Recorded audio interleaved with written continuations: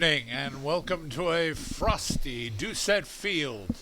I'm Bill Gilman alongside my tag team partner Rich Russo for tonight's MVC showdown between Tewksbury High and the Golden Warriors of Andover. And Rich, this may be the biggest challenge that Tewksbury has faced on its schedule. Yeah, I agree, Bill.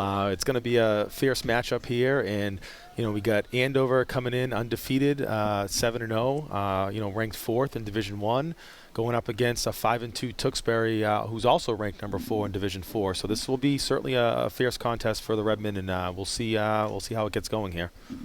Andover won the toss. They elected to defer, so they will be kicking off left to right. Tewksbury will receive the opening kick, give their offense a chance to get the ball first. And if you're going to beat Andover, you are going to need to put some points on the board. The Golden Warriors coming in averaging more than 40 points a game with a multifaceted offense led by their quarterback, Scotty Brown. Yeah, the dynamic duo of Scotty Brown and Lincoln Beal, they have our defense is definitely going to have to show up today, and we'll see how this gets going here. Andrew Wetterwald steps into the kick.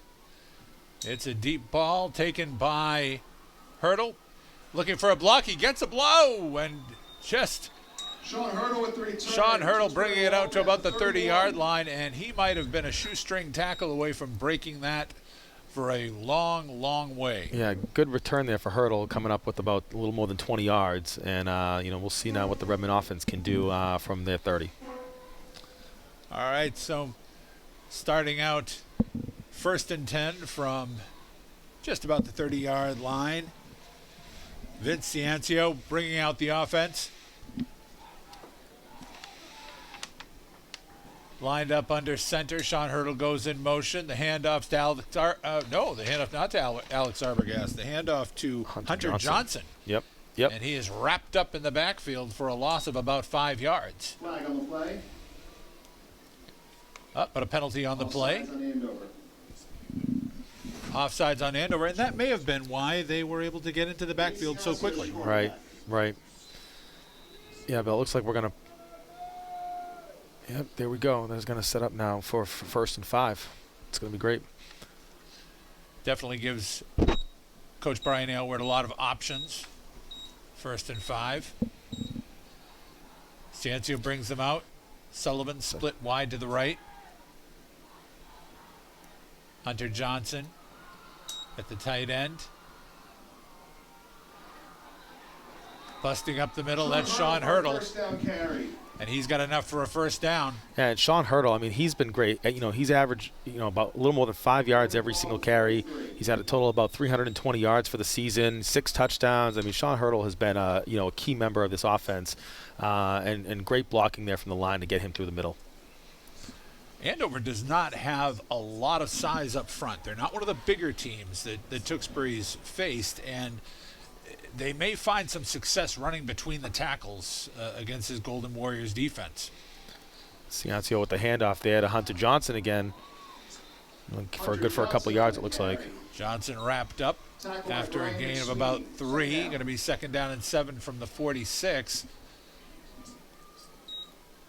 And Hunter Johnson is another one too. Again, key member of this offense. He's missed about 3.5 games here, this season, and really, a big part of this offense. So having him not present, has been a big loss. But he is another one that averaging over 5 yards per carry.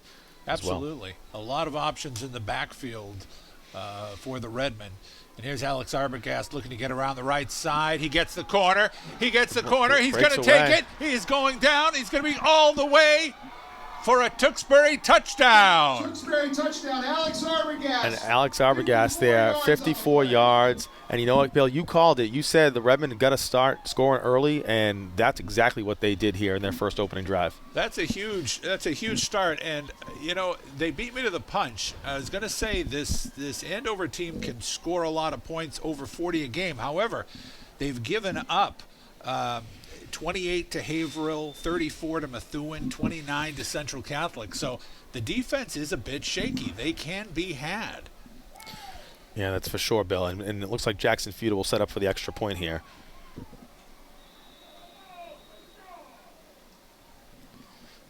It looks like it's going to be a penalty on the Redmen. False start. So move them back 5 yards. It'll be a bit longer for Jackson. And coming into this, Jackson Futo, he's gone 12 of his last 12 extra point attempts. He's about 26 for 29 for the season. So real strong asset here in freshman Jackson Futo.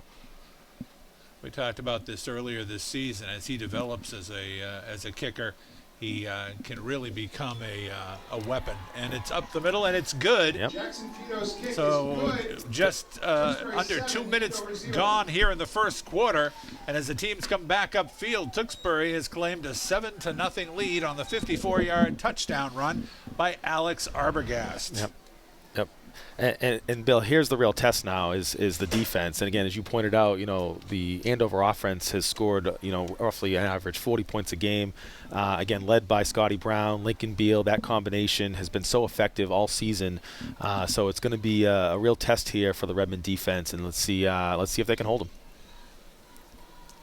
Field position is going to be a big part of this, whether it be through special teams, whether it be just getting some good drives going. You can't give this Andover offense a short field to work with. You have to make them work at it, make them run a lot of plays, and hope that they make a mistake. But they've just got so many weapons on this squad, and Scotty Brown loves to go deep early and often. So it'll be a test for the Tewksbury secondary right out of the gate. And Mason Viets is setting up for the kick here. Looks like he's lined up for a squib kick, Yep. and it is a squib kick. Ball's loose and covered up by Andover at about their 38-yard line. And that is where the Golden Warriors offense will start from. First and 10, Andover. And the Redmen trying to catch Andover off guard there, and I think so it's a little bit of strategy there with Coach Aylward. It'll be interesting to see how he continues to play, chess this game and where that lands him. All right, so Scotty Brown brings out his Warriors lined up in the pistol formation, triple wide receivers to the right. There's a handoff up the middle to Beal, but stacked up by the Tewksbury defense. Lincoln Beal on the carry. Royce McKay with the tackle. Second down. Andover coming out in the no-huddle offense, as they are prone to do early on. Again, Brown calling signals, back to pass. Looking down, looking deep. He's got a man, and it's dropped. Oh. He had a man, and a ball went right through the hands. And if that didn't fall out of his hands, Bill, he was gone. DeGloria had good coverage coming upfield, but he was able to break away from him in the last few yards there. So a little bit of a blessing there for the Redmen. Third and 10. Trying to catch the number of the receiver. But we couldn't quite catch it. But third down and 10. Brown again in the pistol. Back to pass.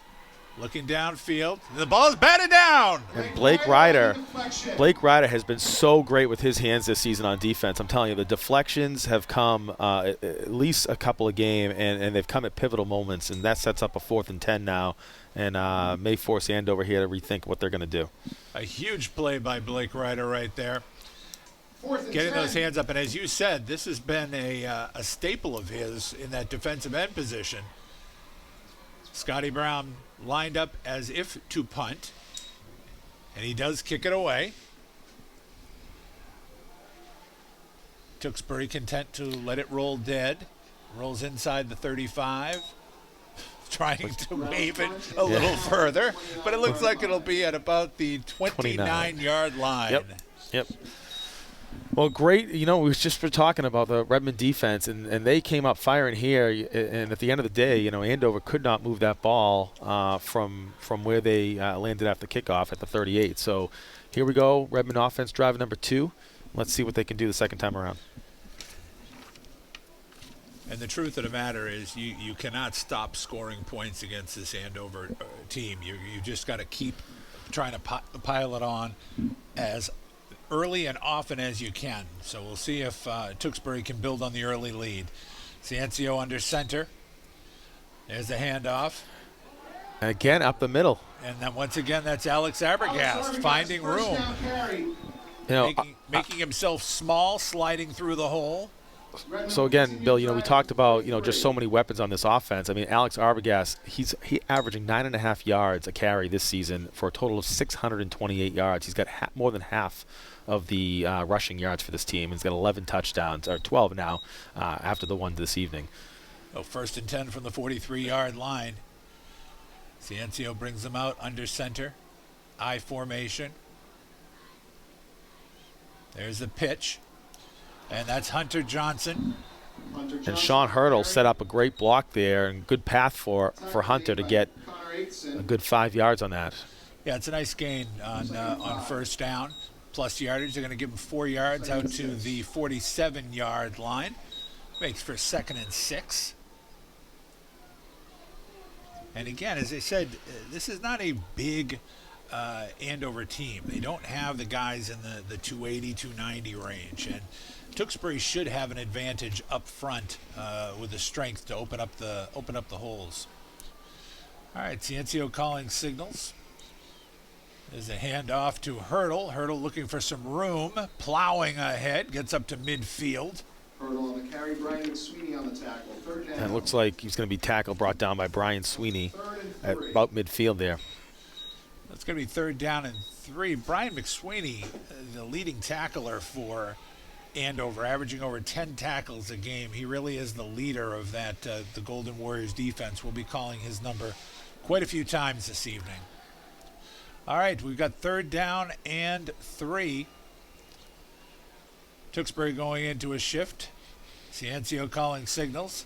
There's the handoff. That's Hurdle plowing ahead, driving the pile, and it looks like he may have enough for a 1st down. Yeah, it's going to be close, and they were definitely trying to push the pile there, and let's see if it's good enough for a 1st down. They may have to bring out the posts here. They're looking at it. They're looking at it.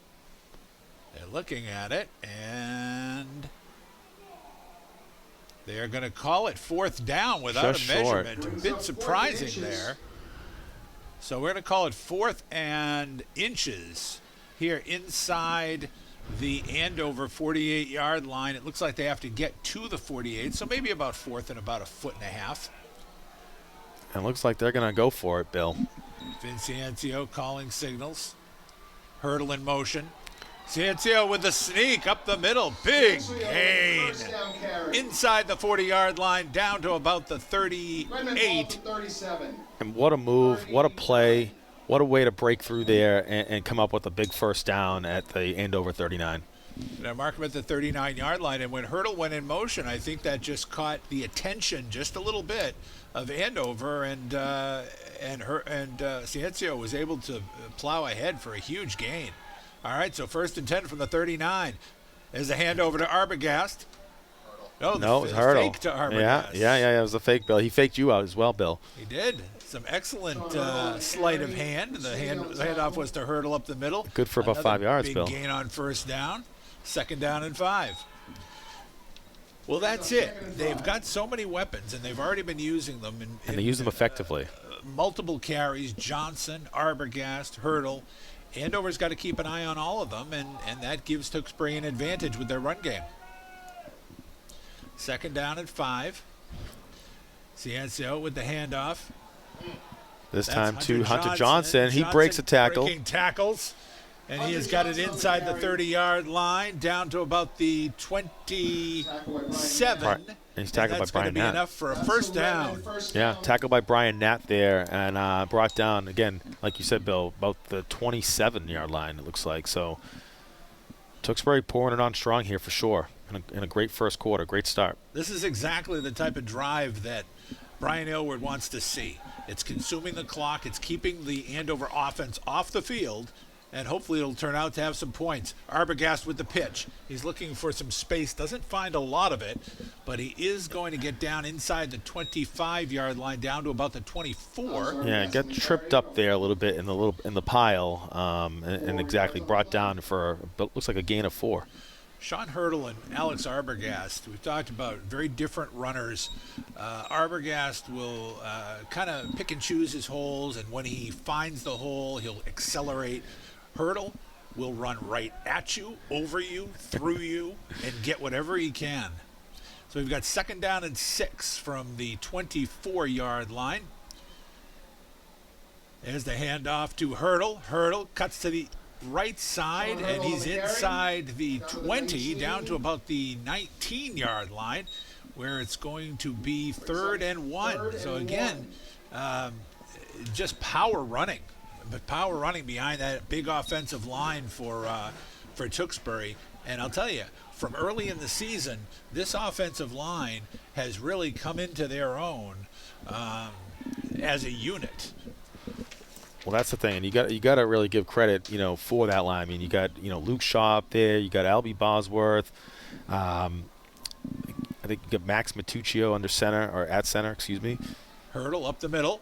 He's got the 1st down. He stood up at about the 15-yard line. Yep.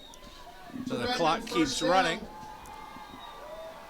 3:58 to go here in the first quarter. Tewksbury with a 7-0 lead, and now in the red zone looking for more. They've got a 1st and 10 from the 15. I'm bringing Paxton Green here, the big man. Well, so let's see how Redmond set up here at 1st and 10. They like to bring in Paxton Green as an extra blocker up front, add a little bit more muscle up there, and we'll see where they go. Ciencio brings them out. He's got Arbogast in the I formation.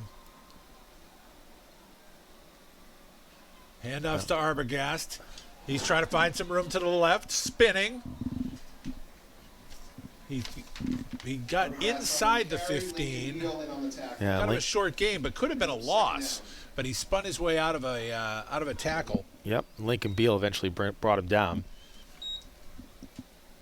That was definitely Tewksbury's jumbo package, where you talk about they bring Green in as an extra tight end up front, and Manny Magada as the fullback, and they're lined up like that again.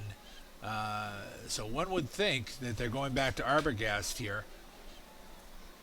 There's the pitch to Arbogast. Looking for room to the right. He gets some room. And then he is swarmed under. Yep. Big tackle, and that's Lincoln Beal. Tackle by Lincoln Beal brings up 3rd down. That was a nice open field tackle by Beal. It looked like Arbogast had some space, and that space disappeared. So we're going to be looking at 3rd down and about 8 here from the 13-yard line. So this will be the first real test for the Tewksbury offense. See if they go to the air. Yep. Ciencio brings them out. Johnson and Magada in the backfield. Play action fake. Ciencio looking at the end zone. He's got him for a touchdown. Blake Ryder. Wow, that's fantastic. What a fantastic play by the Redmen. Blake Ryder, his 2nd touchdown of the season receiving. What a fantastic move, and the Redmen come up strong with a 13-0 lead right off the bat here in the first quarter. Blake Ryder lined up at the tight end. The play-action fake, beautifully done. Ryder slips to the left side, unattended, wide open, and Ciencio put it right on his hands for the touchdown. 13-0, pending the extra point. The snap, the ball is down, the kick is up, and the kick is good. So, Puto's kick is good. some stunned looks on the Andover side of the field. 1:55 to go here in the first quarter. Tewksbury has jumped out to a 14-0 lead on the number 10 team in Massachusetts, number 4 in Division I. Yeah, Bill, and stunned is an understatement. I think Andover, certainly did not, again, as you said, averaging over 40 points a game, and so far to date, they haven't been able to do anything on their offense, with just simply 4 plays on offense.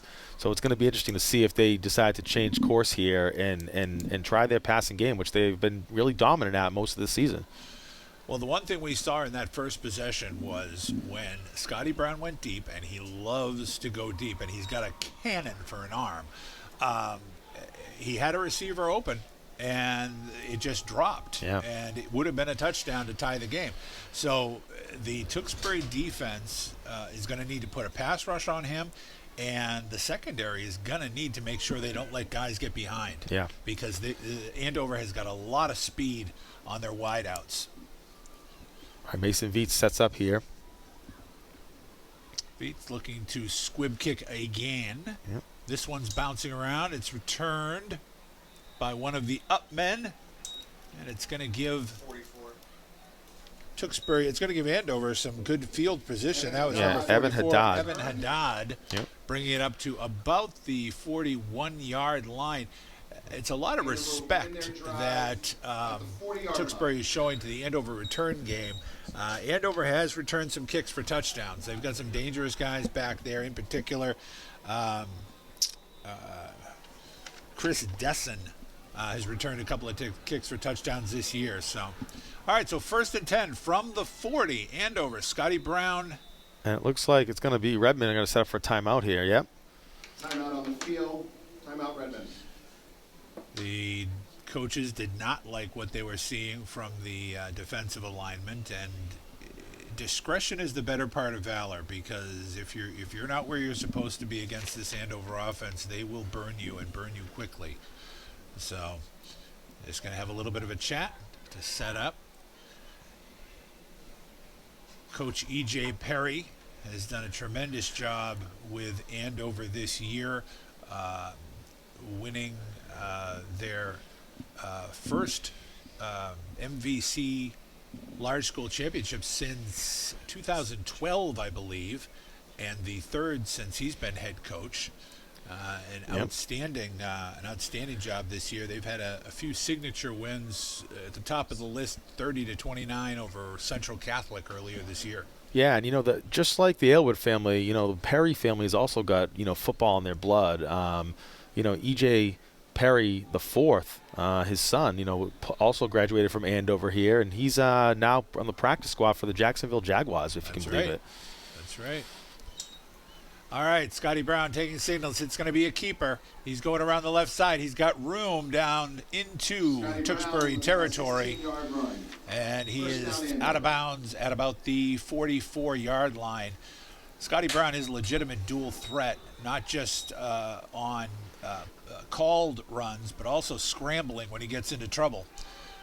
And Brown looking over the middle. He's got a man. Yep. And that is down to about the 40-yard line. Brought down by Ryan Fleming. Brett Mondahar. Yep. First down. No huddle. Andover. Right up to the line of scrimmage. 3 wide receivers to the right, 1 to the left. Hand over to Beal. Beal has got space. He's cut it down inside to the 10, inside the 5, down to about the 3-yard line. Brought down by Luke Shaw. He breaks a tackle from Cam Carney. Tackle by Luke Shaw. And eventually broke it down within the 5. Wow. Andover coming back, answering here for sure. Again, setting up no huddle, not giving Tewksbury a chance to reorganize.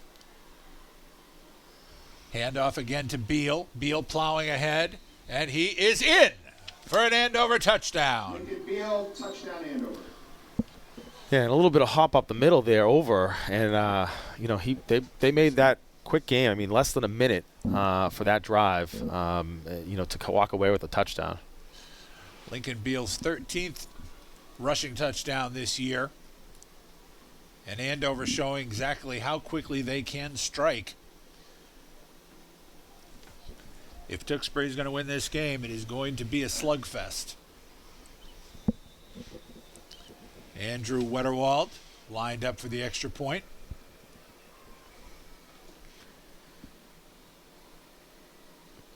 Snap, the ball is down, the kick is up. And it's good. And the kick is good.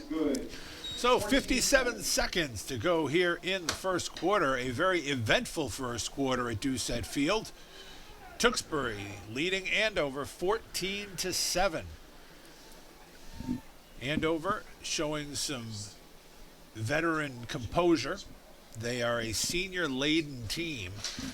They've got 24 seniors on their roster, and you wouldn't expect them to panic getting down early in this game. So Tewksbury is going to know that they need to play 48 full minutes here. You're not going to win it in the first quarter, and they're going to have to keep up the pressure, keep up the scoring, and it would not surprise me if it's going to take getting up into the 30s to win this game. Oh, absolutely. Again, Andover's been so dominant again in their offense, and this is exactly what Tewksbury's got to do to respond. And here we go, their third drive of the game, and we'll see what they can do with it. Now, Andrew Wetterwald, the kicker, we talked about kickers being a weapon. He's got the ability, in the last 2 games, he has had successful onside kicks early in the game. So you're going to need to watch to see what he decides to do here. They're going deep with this one. Sean Hurdle fields it at about the 5. And he's still up. Out. Breaks a few tackles. He gets up to about almost a 30, it looks like, Up Bill. to about the 30-yard line. You're right. Another nice return by Sean Hurdle. I really do enjoy watching him run with the ball. He does not shy away from contact. And if you are going to tackle him, you're going to pay a price when you do it. He is an old-school blue-collar back. That's right. All right, so Tewksbury with touchdowns on their first 2 possessions. Starting from about the 30-yard line, about the 29-yard line, they're going to mark it. Ciencio with the empty backfield. Arbogast on the sweep, trying to get to the outside, has a little bit of room, taken down hard on the Arbogast on the carry. sideline, give him a gain about 5 on that. Yeah, brought down by number 12, Patrick Coate. But a nice gain on first down once again. 5 yards on the play. And with those 5-6 yard gains on first down, Bill, it really gives Coach Aylward a lot of options now on 2nd and 5. Absolutely. Absolutely. Ciencio brings them out, I formation. Handoff to the second back through. Looks like that's Hunter Johnson. Hunter Johnson on the carry. Going to give him a gain out to about the 42. Yeah, gain of 4. So it looks like it's going to set up 3rd and short, maybe 1 yard, maybe, Bill? Let's see where they mark this down. There seems to be a bit of... If they mark that down at the 38, it will be... Oh, it looks like...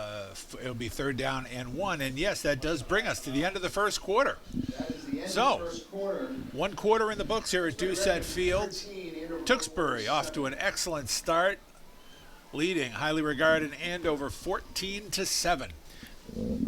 Yeah, Bill, and it has not been often that the Andover team has been down this season. So, again, it's just going to be an interesting strategy as to how Coach Perry adjusts for that. At this point, Tewksbury wins the first quarter. So we'll see now how they respond and complete the first half. Exactly. I think that's probably precisely what Coach Aylward is telling his team. You won the first quarter, that's great, but you haven't won the game. You need to go out and now win the second quarter. And so 3rd down and 1, it starts with getting a first down here. Ciencio brings them out, power I formation. Handoff is to Hurdle. Hurdle getting around the right side. He's got plenty for a first down out to about the 45-yard line. Yeah, and brought down there by number 24, Connor LeBrun. First down, Redmond. And again, a big first down there for the Redmen here. They 5 yards away from midfield and getting into Andover territory. Again, that jumbo package, Paxton Green lining up as a fullback and just giving them the extra blocker in there. And it's tough for Andover to match up with that much size. So first down from the 45-yard line. Ciencio under center. Agata in motion. Handoff is to Hunter Johnson around the left side. He's looking for some room. Gets to the outside. Gets to the corner. Still on his feet. And he will be out of bounds inside. Just inside Andover territory at about midfield. Nice gain on first down. And I think it looks like but that is going to be coming back. Yep. Holding is the call. That may have been the reason why he was able to get to the corner. Yeah, and I think that was going to be called on Joey Barletta there. Unfortunately, that's going to set the Redmond back. All right, so the first real obstacle for Tewksbury to try to overcome today. First down First down penalty loss of 10, bringing it back down to the 35-yard line. It's going to be 1st and 20. Not going to be trying to get this back all at once. There's the pitch, although a trick play. Oh. Blake Ryder had the ball in his hands, a halfback option from Hunter Johnson, and it was in his hands, and it just bounced out. Yeah, and good coverage there too from Connor Aitchison, the sophomore, right with Blake Ryder, but again falling right through Blake's hands, and that'll set up 2nd and 20 now. You're right. It was an excellent coverage, and Aitchison's hand getting up there might have just distracted Ryder just enough. Aitchison with a couple of interceptions so far this season. 2nd down, 20 yards to go from the 35. There's a handoff, and Andover swarming. Sean Hurdle back at the 30-yard line. Yeah, number 55, Danny Hunter. It's gonna set up a. It's going to be Looks like a third loss. about 24. Loss of about 4 yards on the play. Danny Hunter doesn't have a lot of size. He's under 200 pounds, but he uses his quickness. He can put a lot of pressure on the quarterback. He had a couple of sacks last week, and he manages to shoot the gaps well, and he can get to the outside to cut down runners as he just did. Yeah. So what have we got here? Looks like the referee is sending somebody off, maybe for an equipment issue. Yeah. So Andover having to replace one of their players due to an equipment issue. All right. Ciencio, empty backfield. 3rd and 24. Handoff. Arbogast gets the handoff on the sweep, looking for some room. Does not find any. Oh, but he keeps going and turns nothing into something.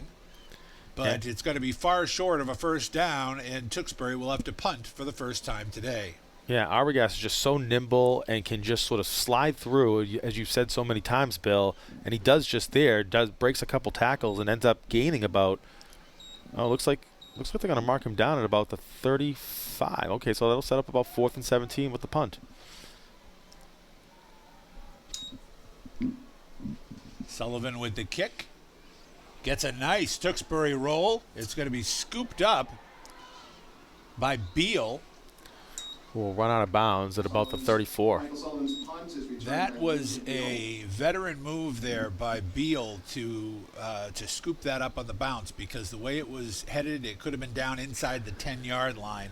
Instead, he scooped it up at about the 20, brings it back to about the 35-yard line, or 34, where Andover will have 1st and 10 as they look to get the tying touchdown here, trailing 14-7. Yeah, that was a great example there of Beal's, just field IQ, football IQ to make the scoop there and prevent that ball from getting away from him. All right, so Scotty Brown brings his team out. He's got Patrick Lehman in the backfield, set up in the pistol formation. 2 receivers to the right, 2 to the left. Brown looking downfield. He's got a man, but a quick tackle over there on the far sideline. Ryan Fleming, it looks like, wraps him up very quickly. And it looks like it might have been Brian Nat on the reception. Gain of about 5, 2nd and 5. Andover in the no huddle. Scott Brown with the keeper. Again, he's got enough for a 1st down. Fleming with the trip there. But he made it up to about the 46-yard line. But you're right, if Fleming doesn't get a hand on him, he might have had a lot more than that. Yep. So 1st and 10 from the 46. Andover moving the ball with their 3rd possession.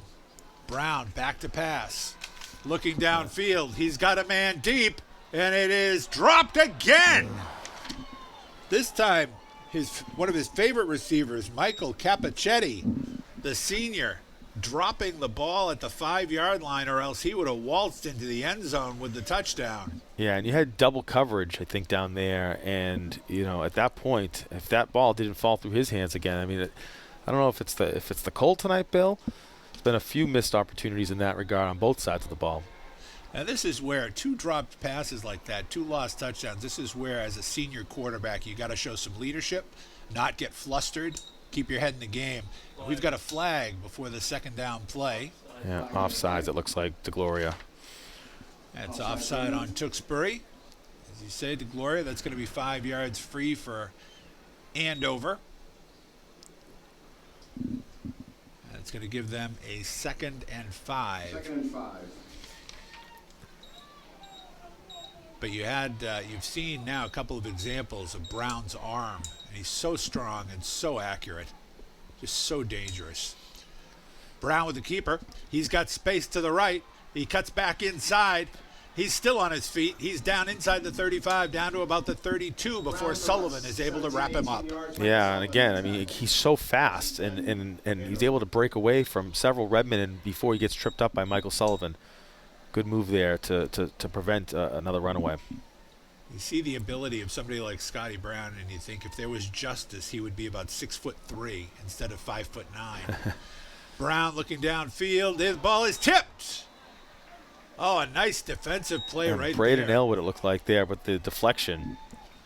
Braden Elwood dropping back into his coverage, zone coverage there, and he took a step back, got his arm out, and broke up the play.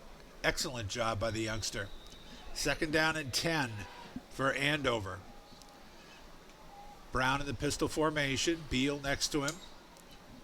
Brown's going to keep it on the option. He's down inside the 30, down to about the 27, looks like. Looks like brought down by Luke Shaw, it looks like. Yep, for a gain of 5, Bill. Yep, it looks like gain of 5. So you see a lot of the misdirections, the run-pass options. Brown is given a lot of leeway to decide what he wants to do, whether to hand off, whether to pass, whether to keep it. This time he hands off to Beal up the middle, and he is going to be just enough for a first down. Yeah, they're moving the sticks. And Manny Mangata there getting the tackle, but unfortunately it was just after the first down marker. And the one thing you do when you keep doing this and you keep going to the no-huddle offense is you're not giving that defense a chance to catch their breath. Right. So now they're down to about the 22-yard line, 1st and 10. Brown handoff to Beal, and Beal is wrapped up. Manny Mangata, nice. Luke Shaw, Manny Mangata, looks like, and then the tackle, and there's some a little extracurricular activities. Yeah, after the whistle blown, a little shoving match there, but looks like that'll break up quickly, and we'll get back to playing football. A gain of 2 for Beal on that play. It's going to be 2nd down and 8. Brown in the pistol. Pitch to Beal. Beal's got some space. He's cutting it down toward the goal line, and he is in for a touchdown. He just got inside that pylon. And Beal with his 2nd touchdown of the game, 14th of the season, and suddenly that 14-0 Tewksbury lead is all but evaporated with 7:02 to go here in the 2nd quarter. We have got a war on our hands here at Doucette Field. Yeah, and we're essentially, let's see how they do here for the extra point, but essentially we are, again, at a 0-0 game, and we're going to start it all over. Wetterwald steps into the kick. Yep, and it's good. The kick is good.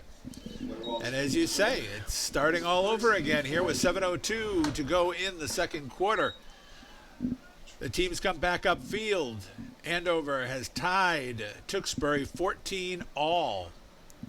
So we'll see how Tewksbury responds to Andover's outburst here and see if they can get their offense going again. And, you got to give Coach Perry some credit here. I mean, coming after the first drive, Andover wasn't able to do anything. They weren't able to move the ball, and they've quickly made the adjustments, and Andover has responded very nicely on their next 2 possessions. And as you said, they didn't panic. They were down 14-0. They didn't panic. It's a senior-laden team with a veteran coach.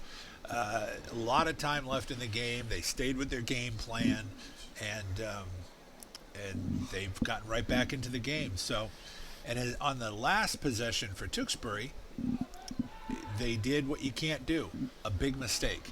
That holding penalty was brutal. Yep. And that kind of really put the kibosh on that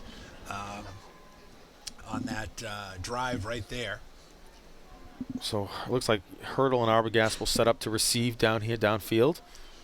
And we'll see what Wetterwald can do with this punt, with this kickoff.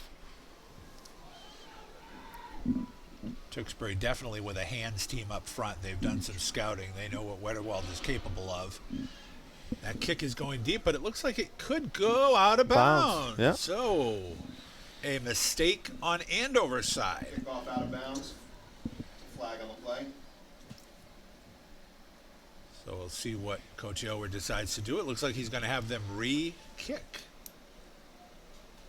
So they'll be moving back. They're going to kick from the 35-yard line now.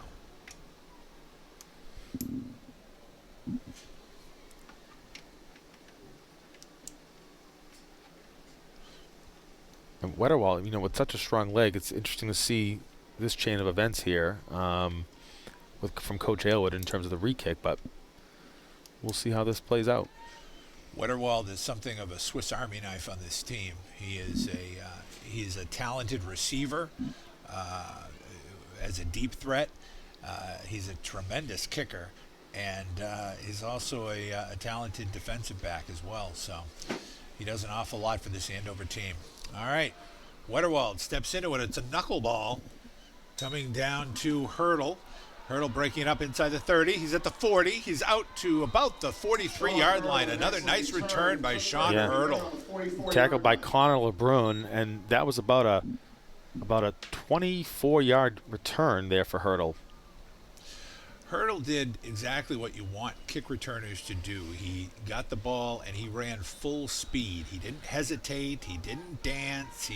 He just went full speed as far as he could get, and it gives them a tremendous field position at the 44-yard line, 1st and 10. The best field position I think the Redmen have had all game so far to start it out. Sancio calling signals.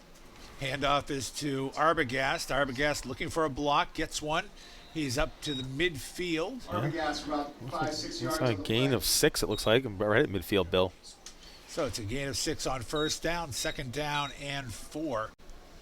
And that really is, especially against this team, if you can keep the ball on the ground, keep pounding away, that's what you want to be doing. It chews up clock, you move the ball.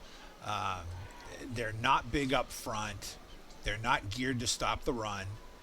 This is going to be Hunter Johnson going to the right side. He's got a hole. He's got a 1st down, and he is inside the 40-yard line.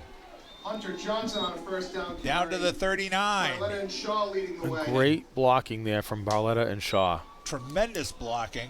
And just like that, Tewksbury on the march. 6:15 to go in the 1st quarter. We're tied 14 all.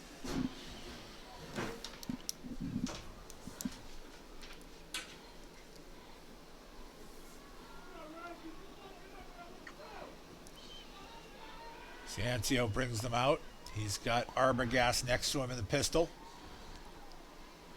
Handoff is to Arbogast. Trying to look for some room. He is not going to find it this time. And he flinched there. He hesitated and looked. He thought he had a gap, but then realized he didn't and tried to backtrack and got hung up there for a loss of about 2-3 yards, Bill.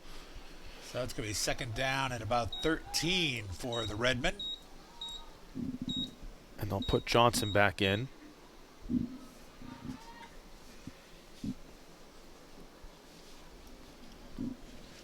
We'll see how Coach Aylward wants to attack this on 2nd and long.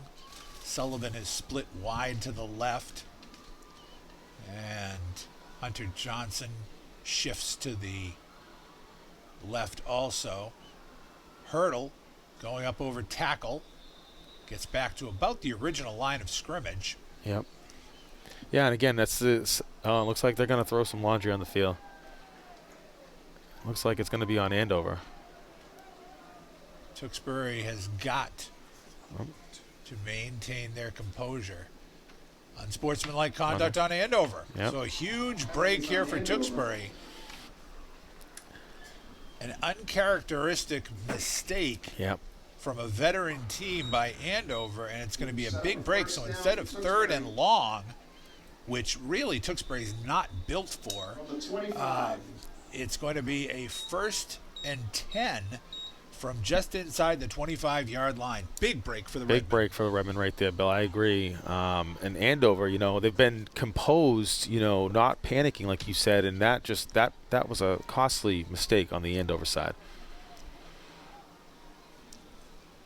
Ryder and Hurdle shift over to the left.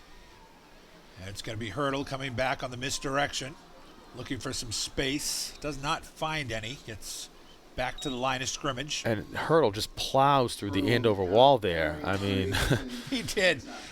Again, it's okay. You're going to tackle me. I got no gain. Yeah. But you're going to have a bruise tomorrow. You're going to know you tackled me. And Sean Hurdle actually looks like he took a ding. He's limping off right now. Never a good sign. But he did come off under his own power. yeah, and he was able to get back to the line of scrimmage there, so that'll set up now 2nd and 10 with the clock running down to just under 4 minutes here in the first half. I didn't see the timeout. All right, so 2nd and 10. Sullivan is split wide to the left. Magato and Hunter Johnson in the backfield. Ryder and Arbogast shift over to the right. And he's looking downfield. He's looking for Sullivan. And incomplete. Yep. Incomplete. Good coverage on the play, and it looked like Sullivan cut to the inside toward the post, and the throw by Ciencio was to the outside. So never really had a chance to bring that one down. So it's going to be 3rd and 10 with 3:11 to go here. 3rd and 10 from the 25-yard line. So as you said, Bill, last 3rd down, the Redmen have not really been that strong on 3rd and long. So let's see how they respond here to come up hopefully with the 1st down. Magato and Johnson in the backfield. Ciencio back to pass, throws it back to Johnson. Set up for the screen. The blocking really wasn't there, and he's going to get a gain of about a yard on the play. Yep. By Johnson.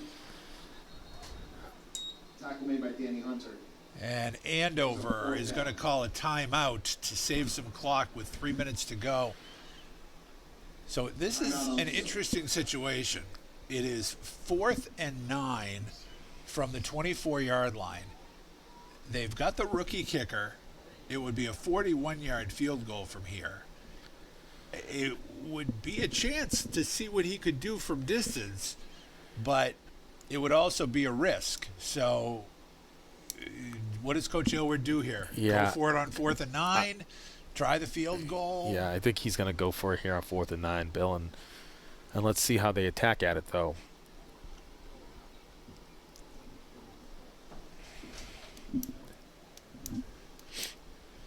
It's a tough thing. If you were back maybe another 10 yards or so, you might say try a little pooch punt, try to bury him deep. But at the 24, that's really not too much of a benefit. So we'll see what Coach Aylward can dial up here. Andover making its way back onto the field. Getting a 1st down here for Tewksbury would be huge because it would likely mean that they could eat up the rest of the first half. You really do not want to give this Andover team that much time left to try and to do a drive. All right, they're lined up, 4th and 9. Ciencio calling signals. Handoff is to Arbogast. It's over to Sullivan. Sullivan looking to throw it back. Incomplete. Yeah, and it looked like the ball got sort of pinched by number 5 there, Samuel Joseph. So, unfortunately, Andover's costly mistake of the unsportsmanlike penalty does not cost them any points. No, it did not. Tewksbury was not able to take advantage. Tewksbury had the play going well, but Andover looked like they had that scouted extremely well, and they had everything covered downfield, including a possible throwback to Arbogast. So So, as you say, Andover will take over. 2:52 on the clock. Plenty of time from their own 25-yard line. Scotty Brown brings them out. He's got Beal next to him in the pistol. Brown's going to keep it, but he is going to be buried. Yeah, Paxton Green. Paxton Green on the play. Oh, and that is going to be a tough call on Tewksbury. Yeah, Blake Ryder trying to make sure he went down. They're going to But they call threw a the flag. roughing the passer, and that's tough because he pulled off. He let him go, and when Brown went down, the flag came out, and that's a tough call. That is a tough call right there because it was a great defensive play. They had and Coach Aylward is hot. He is not seeing what it was, and the referee seemed to indicate that the Tewksbury player pushed him with his body, not his hands, and that is just an odd call. So it's going to be a first down for Andover at the 35-yard line. Clock winding, 2:42 to go, but a break for the Golden Warriors. Brown going back to pass. Pressure is on. It is incomplete. But, Scotty Brown took a serious hit from Luke Shaw. Came in unblocked and absolutely drilled Brown. So second down and 10. And that's exactly what you have to do with Brown. That's you right. can't give him time to pick his receiver and go. You've got to force him to throw it before he wants to. So second down and 10. Brown calling signals. Triple wide receivers to the right. Beal in the backfield. There's a throw and a nice play. Braden Elwood right there Elwood on the tackle. for Brings up the third completion. Is, it looks like a gain of 3 on some forward progress there. And that was Andrew Wetterwald on the catch. So it's going to be third and about 7 here from about the 43. And Tewksbury jumps. Yep. Tewksbury jumps. It's the third penalty this game for the Redmen. They've had a season, this so far this season through 7 games, 37 penalties coming into today for a loss of 317 yards. So let's hope that the Redmen don't lose their position here. Paxton Green a little bit over anxious there. All right, Brown on the keeper, looking for the first down. He's got the first down. Yeah, he does. And just like that penalty Brown on the carry. goes from a 3rd and 8 to a 3rd and 3, and first down yardage for Andover at the 46-yard line. Clock still winding. Minute 46 to go here in the first half. 14-14 our score. Brown back to pass. He's scrambling. He can't find a receiver. He's looking to get some yardage out of it, and Luke Shaw pushes him out of bounds at about the Tewksbury 43, 44-yard line. And it's going to be good for a first down, Bill.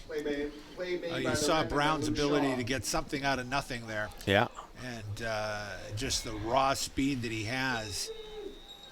An excellent athlete. He is going to be playing Division I baseball next year at the University of Lowell.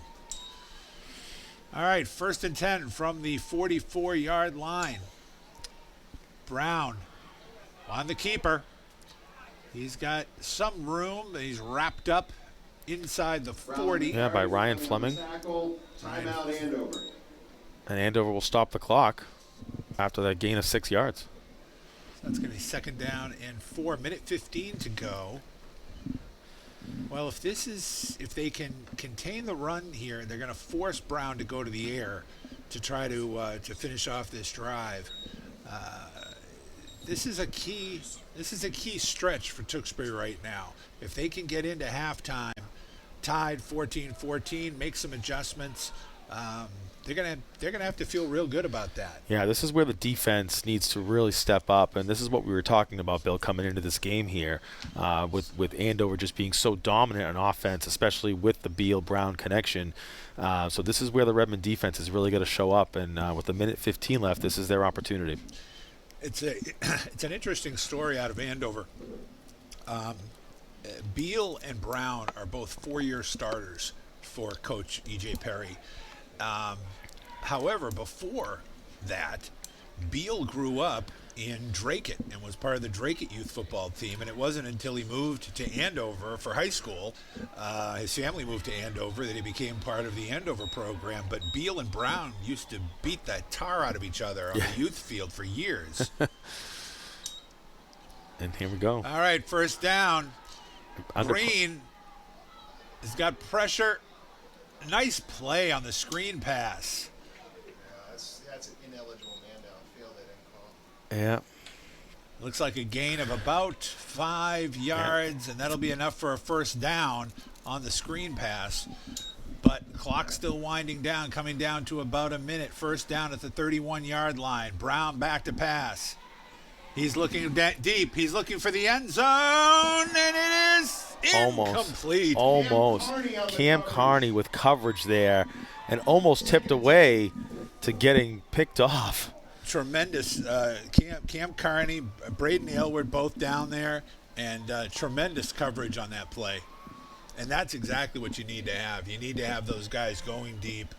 That's right. And you know Brown will do it. He'll do it every time, in fact. Brown will just loves to heave it. So we've got 2nd and 10 from the 31-yard line. Brown back to pass. And he's going to do it again, going deep. He's looking for a man. And it is incomplete.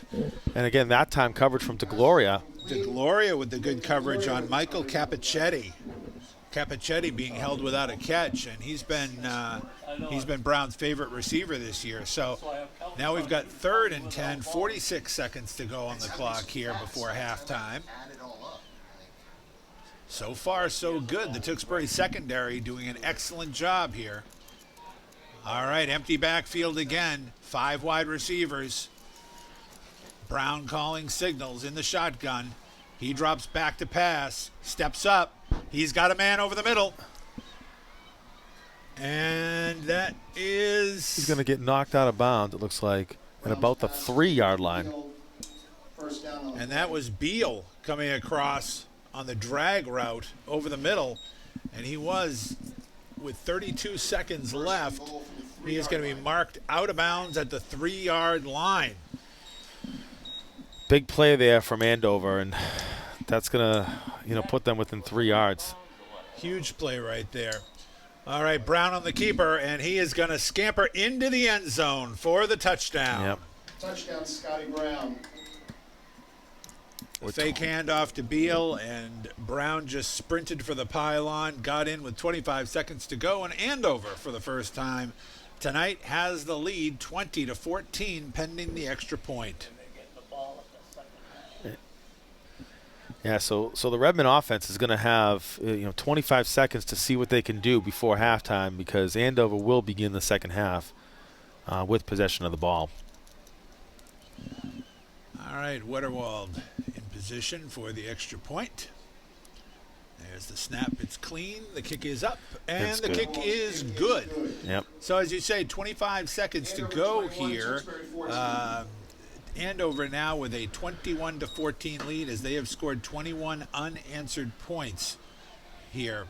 Tewksbury needs to be able to find a way to regroup. I mean, they knew that Andover was potent. You knew you weren't going to keep them off the board forever. But they are going to need to find a way to regroup. The big play on that, the 3rd and 10 completion, about 26 yards from Brown to Beal. And in that case, it was a great route. They sent some receivers deep into the end zone, and they had Beal running a drag route underneath the coverage, basically, underneath the deep coverage, and he was wide open. Brown hit him and got him the first down inside the 5, and then it was just a matter of running it in. So yeah, and that's the power threat, Bill, that we've been talking about on the Andover offense, between Beal and Scotty Brown, and that was an excellent example of what we've been talking about. All right, so 25 seconds to go. Wetterman lined up for the kick.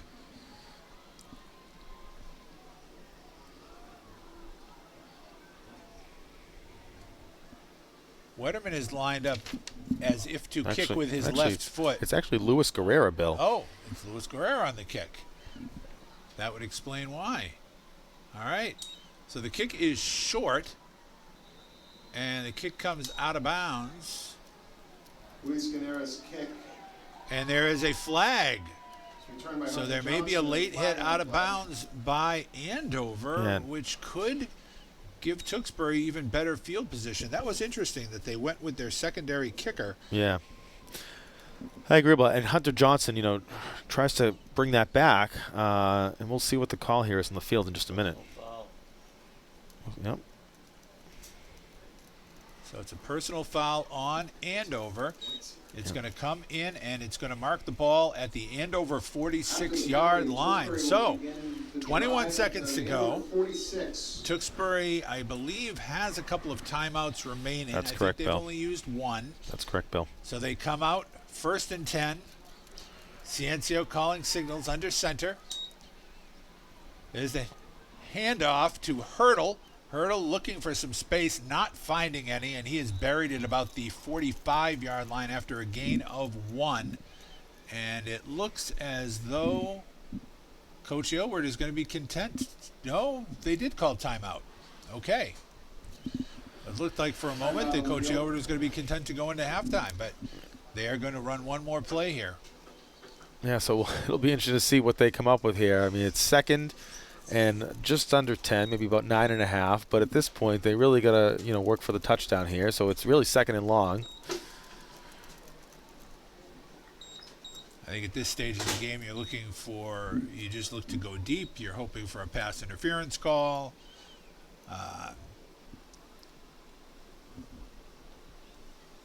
Or you're hoping that Ciencio has the arm strength to put it into the end zone, because they're only going to be able to get off one play. Right. Do they ever show you what So Andover with a 21-14 lead. Tewksbury had jumped out in front 14-0 in the first quarter. Andover battling back. It was 14-7 after the first, and Andover's taken the lead here in the second. But here we go, 5 seconds to go before halftime. Ciencio calling signals. He's just going to hand the ball off to Alex Arbogast. Arbogast is going to be inside the 40. And that is going... timeout on the field? Oh, apparently the clock saying 000. That is not what we have. So they're saying we're hearing 4 seconds remaining on the clock here. So apparently a little bit more than we thought. 4 seconds. So 4 seconds remaining. And that'll set up 3rd and 2, Bill, from their Andover's 38-yard line. Well, now that's just a little bit closer if they want to try to heave something into the end zone. Of course. They've got a shot here. That was the final timeout for Tewksbury.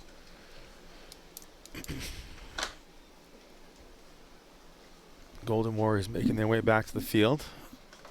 And we got 4 seconds on the clock, as we pointed out.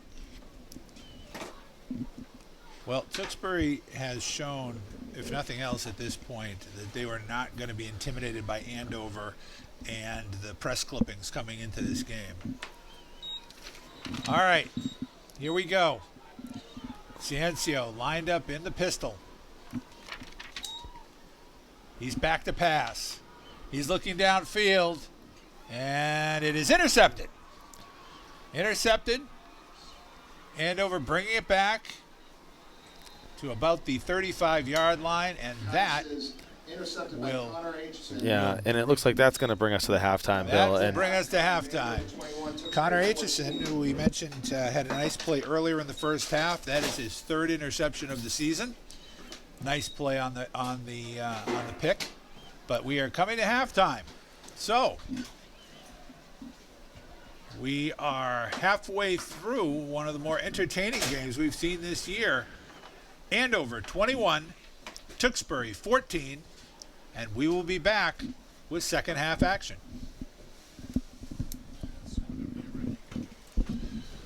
All right, welcome back to Frosty Doucette Stadium. I'm Bill Gilman alongside Rich Rousseau as we are getting ready for the second half of tonight's game. Andover and Tewksbury. Andover rallying from 14-0 down to take a 21-14 halftime lead. Rich, what's your take on what Tewksbury is going to need to do here in the second half to regain the momentum? Yeah, I think on the offense side, Bill, I think you got to continue the run game with Hurdle. I think he looks phenomenal tonight. He's not dancing around out there. He's aggressive. He's gotten some great blocks from the O-line, which has been fantastic. And we've seen some great, great on the rushing side from as well as Arbogast and Johnson. I think Hurdle looks the strongest to me right now on the offense. I think we've had a couple missed opportunities on the passing game, but I think that's actually been on both sides. I think from the defensive side, I think the defense has to continue to be persistent, stay strong, stay the course, continue to catch your breath in some of these fast breaks that Andover's making, and because you're going to see that again the second half. Absolutely, and I think that you're going to need to see Tewksbury eliminate some of the mistakes that they've had. A couple of key penalties that have helped Andover's drives. A couple of mistakes offensively that stymied their own drive. And you really can't have those kind of mistakes if you're looking to take down a team like Andover, which is a true powerhouse. Yep. Yeah, and Bill, you know what? I don't want to discount something here because, last time you and I were here together about a month ago, during the Belmont game, I think it was, Ciancio, he's a rookie quarterback out here, sophomore quarterback, a lot of potential with him, and I got to be honest, I like what I'm seeing from him tonight. I think he's cool, calm, he's been good under pressure, and he's really been able to help move that ball and lead the charge out there. Well, Tewksbury's defense is going to need to make a stand right here out of the gate as Andover will get the ball to start the second half. And Tewksbury doesn't want to fall too far behind these guys. Andover is a great front-running team. Tewksbury not necessarily built to score quickly. So Tewksbury's defense is going to need to make an adjustment. Andover scored on their last 3 possessions of the first half and has shown their versatility and the number of weapons that they have at their disposal, but of course led by senior quarterback Scotty Brown. So we'll see what happens. We'll see how that happens as we start this up. But I think so far Tewksbury has afforded themselves quite nicely against probably the best team that they will face all season. Yeah, I agree, Bill, and I think there was a lot of mixed reactions heading into this game. You had people, families, friends saying, oh, this is going to be a tough game. This is going to be a blowout game. This is definitely not a blowout game, Bill. I think the Redmen have shown up here tonight for sure, and they're not being intimidated by Andover whatsoever, and they're giving Andover a run for their money for sure. The 2 losses that Tewksbury has had were both against strong teams as well. The loss to 7-0 Billerica, a 6-1 Chelmsford team that are both highly rated in the state, and it seemed like last week's game against Drake, where they snapped the 2-game losing streak, that needed to be kind of a get-right game. They needed to get their offense right. They needed to get themselves back. And I'll tell you, it showed up today. Yeah. It looks like it was a get-right game because this is the best we've seen them play in weeks. Yeah, I agree. And Coach Aylward, he played that game so perfectly last week, not trying to pile on. He played, some of his secondary guys. And, and of course, like you said, Bill, we're able to sort of right set things. And it looks like Mason Viets is going to set up here for the start of the second half. All right. Viets is set to kick. He will be kicking from right to left. And we are underway. A squib kick down the left side. That ball is loose, scooped up. Yeah. That is Patrick Lehman, and he is taken down at about the 31-yard line. Yeah, so not much of a return. He ran way more yards sideways than he did upfield there, so it'll set up, about average starting position for Andover. A.J. Seeney on the coverage for Tewksbury. So Andover will start 1st and 10 from their own 31-yard line. And so, again, let's see what adjustments here the defense makes out of their halftime break. Brown calling signals. Set up in the pistol. He's back to pass. Goes short. And it looks like he's going to have enough for first down yardage. Yeah, and DeGloria with the tackle there. That was Capichetti on the reception. His first of the day. Pickup of about 13 yards. 1st and 10 from the 44, Andover. Still in the no huddle. There's a handoff to Beal. Beal trying to drag the pile, is dragging the pile.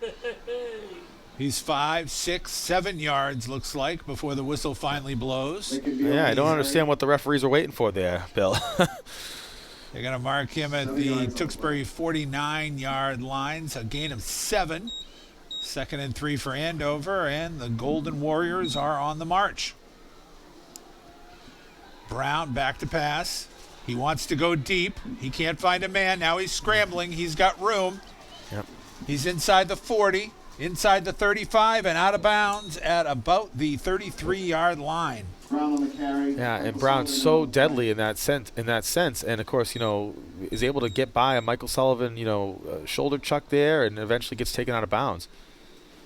I think Sullivan was was given the job of kind of spying him. Yep. And as you said, Brown showed his athleticism and got some extra yardage out of it. So we're 1st and 10 from the Tewksbury 33. 2 wide receivers to the right, 2 to the left. Brown calling signal. Handoff is to Beal. Beal looking for room, and he has got none. And that time, Hunter Johnson Luke Shaw on the tackle. and Michael Sullivan already. Johnson, Michael Sullivan on the play. Sullivan, Shaw, Johnson, gang tackling. And you need to gang tackle a back like Beal. He's a strong kid, Yep. and he runs hard. So 2nd and 10 from the 33. This time Brown keeps it up the middle. Kind of dances a little bit. Yeah, Manny Mangata brought down Scott Brown that time. He's going to have a gain of about 5. We're going to be 3rd and 5 from about the 28-yard line. Again, Andover setting up no huddle, Bill. Really makes for a tough time of swapping guys in and out. There's a swing pass to Mondahar. He's got some room, and that's going to be a first down. First down pass. Again, you see how quickly they get the plays in. They call a number of plays at once. Doesn't even give the guys on the tackle time to set up for the next play. It's going to be about the 27-yard line, and he's going deep, and he's got a man. It is Mondahar. Touchdown. Yeah, and he got by Braden Elwood there on that route. And very quickly, Andover answers on this start of the second half. Under 3 minutes played here, and they are 70 yards downfield for a touchdown. Exactly. 2 minutes, 35 seconds, and marching 69 yards for the score. The touchdown pass from Brown to Mondahar. That is his 15th touchdown pass of the season. And pending the extra point here by Wetterwald.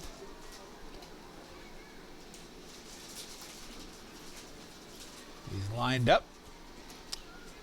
The snap is clean. The kick is up. And the kick is good.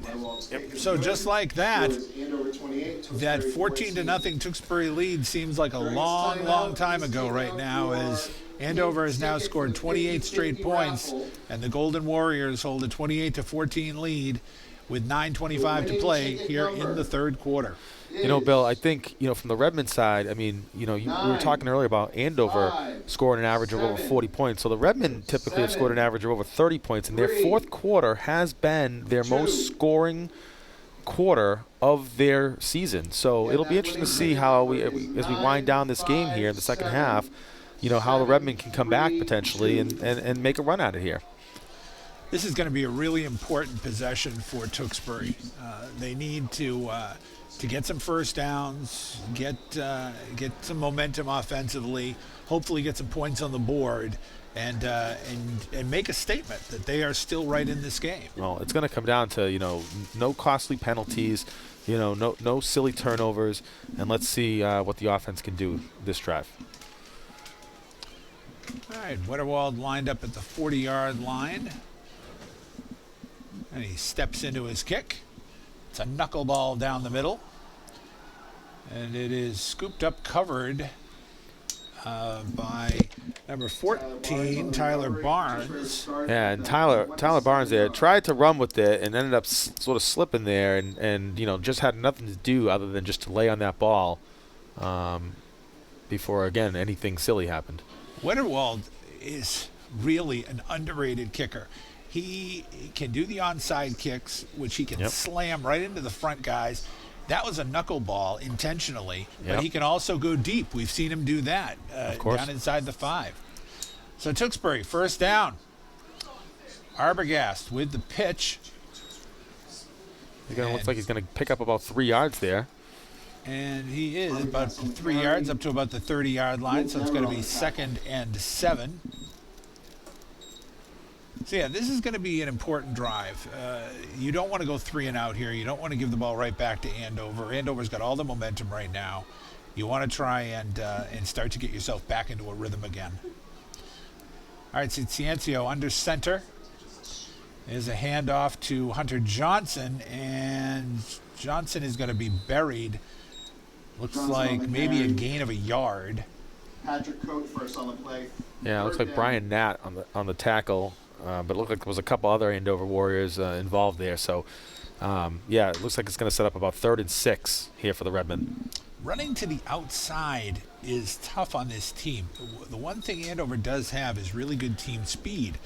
I'm a little surprised that they've abandoned, as you say, Hurdle, running between the tackles. Yeah.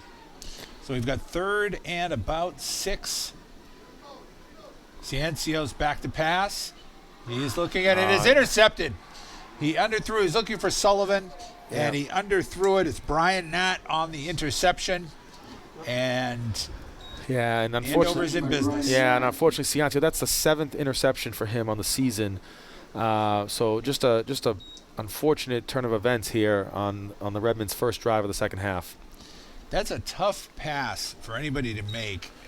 He was rolling out to his right and then throwing back across his body to the left, and he was about 10 yards shy of where Sullivan had made his cut. Yeah, and I don't know if someone missed their block there, but I mean Samuel Joseph was running in there, and so Ciencio was under a bit of pressure there, and really, like you said, had to make the throw a little bit quicker than I think he wanted to.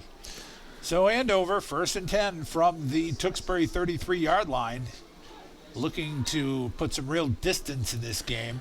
That's Beal. He cuts back to the right. He's got a wide open lane. He is going down toward the goal line. He's pushed out of bounds at about the 5-yard line. So Lincoln Beal with a big gain on first down. And literally was able to just break right through the middle there and then get off to the right side before it gets taken out of bounds.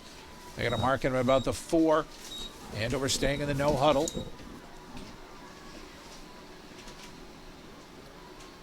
Handoff once again to Beal.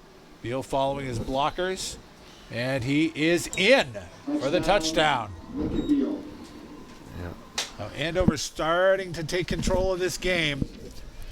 34-14 with 7:39 here to go in the third quarter. And again, this is where the Redmen defense really just has to keep persistent. Don't get emotional. Otherwise it's going to start showing, and that's where you start seeing, penalties that you don't want. Wetterwald once again. 4 for 4 so far on extra points. And there is a whistle. Yeah, and a flag. It looks like false start. Yeah. False start. So this will be from 5 yards further back.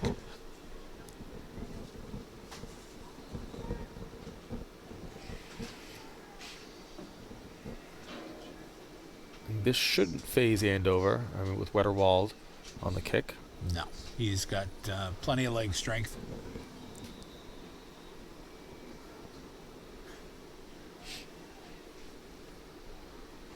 So we'll do it again.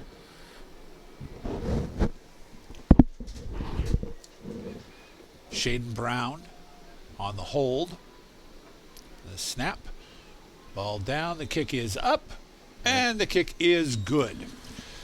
So 7:39 to go here in the third quarter. Andover extends its lead to 35-14. And I'll tell you, we've had a chance to see firsthand just how lethal this Andover offense is.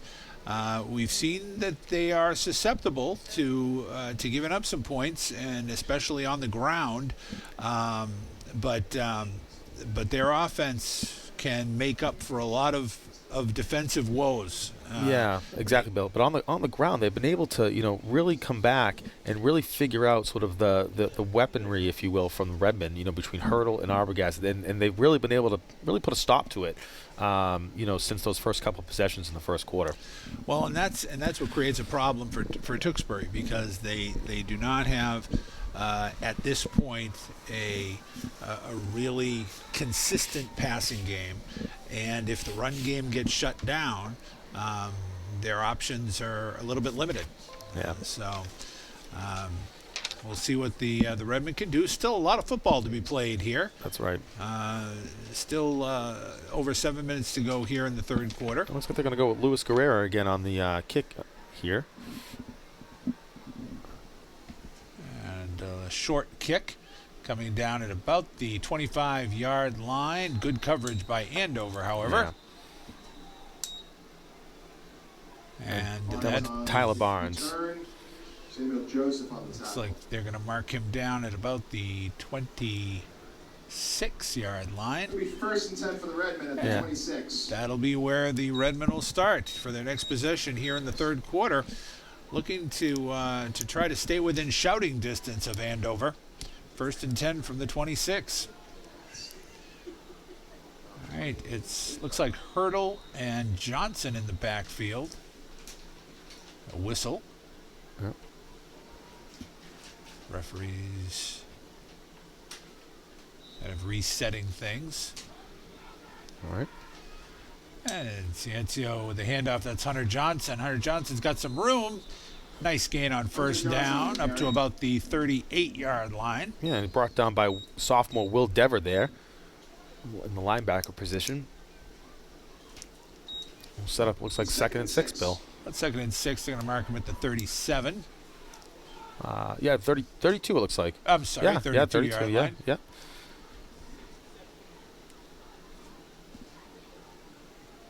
Right. 2nd down, 6 yards to go. Once again, Ciencio under center. Hurdle in motion. The handoff to Johnson again.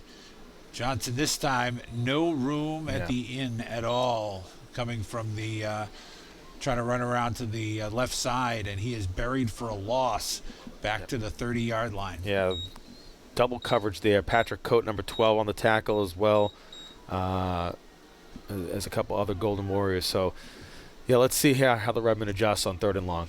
Well, again, this is where they've had problems with this 3rd and long.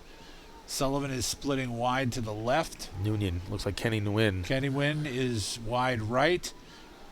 Ciencio back to pass. He's got a man, but he overthrew him. He was looking for Hurdle. Yep.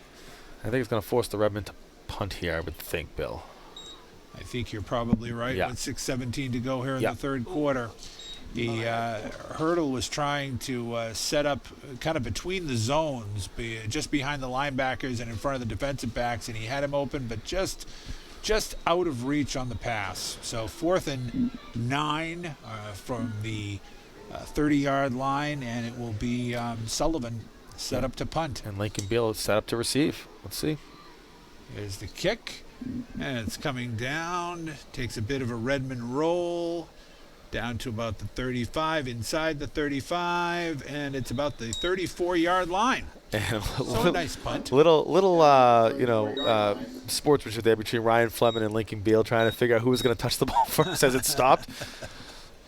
See, those are the times, if you're Coach E.J. Perry, where you are screaming at your guy to get away from the ball. Right, Not right. mess around with it. You don't know what's going to happen. Right. The wind could blow it, a bounce, a weird bounce, and all of a sudden it's a fumble.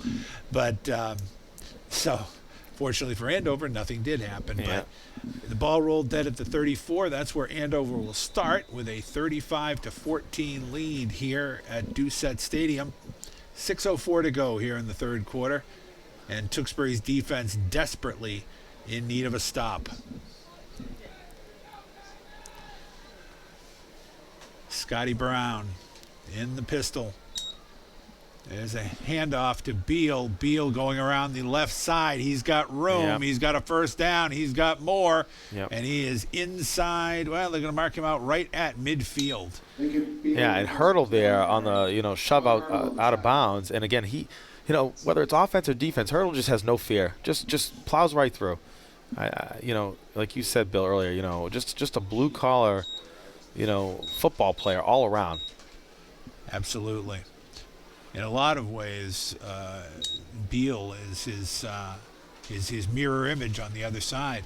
A handoff up the middle there, and I think that was Andrew Walls, maybe. Blake Ryder on Yeah. the tackle. Second down.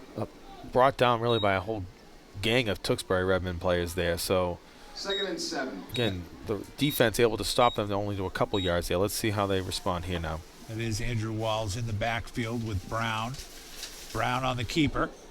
He's getting around the right side, Yeah. looking for some blocking, and he's Yeah. down inside the 40, down to about the 36 Flag on the play. And yard line. But we do have a flag on the play. yeah, And we have a Redmond down, Yeah, I saw that. and that is Blake Ryder. Blake Ryder down.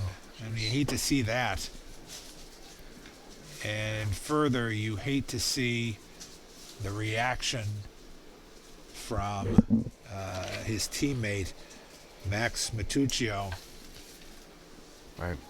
Yeah, so let's see what they show here. But Andover stepping aside right now. Okay. And that is not a good reaction also from Blake Ryder. This Yep. Tosses his helmet. Yep. Tewksbury's team coming over to the sidelines right now. 5:17 to go in the third quarter. Andover the 35-14 lead. But we are taking a pause in the action here as they attend to Blake Ryder at midfield in Get him, like in the legs. what seems could be a serious injury. Although they're helping up Well, Blake, and that's good to see. Yep. He is not, it looks like he is favoring his right leg. He is Yeah. not putting any weight on that right leg at all. And getting a couple of his teammates to come over here and help him out, which is just a sign of the true family that this Redmond club represents. So they are, he's got teammates there lifting him up and helping him off, but I think we're looking at a right leg injury here, and something unfortunately that could be significant. We'll wait to hear more. Obviously, we'll hope for the best. But Blake Ryder in a lot of pain right now, and from his reaction, he knew something was wrong immediately when he hit the ground. Yeah. All right, in the meantime, there was a personal foul called on Andover back to their own 35-yard line. Right. So it's going to be 2nd and 25 from the 35-yard line. Just about 5 minutes to go here in the third quarter. Brown is back to pass. The rush is on. It is a screen. It's incomplete. Yep. So good rush there. Yeah, you don't see some of those short to mid-range passes typically from Scotty Brown. So interesting chain of events, and it's going to bring up 3rd and long now, Bill. So we'll see what Andover, how they respond here. So it's going to be 3rd down and 25. We did not see that penalty call. It might have been a crackback block, and that might have been what caused the injury, or a chop block. 3rd and 25, Brown. He's going to keep it on the draw. He is up to the 30, the 40. He's crossed midfield. He's got a first down. He's looking for more. He is inside the 30, down to the 20-yard line. And Scotty Brown is just running all over the field, and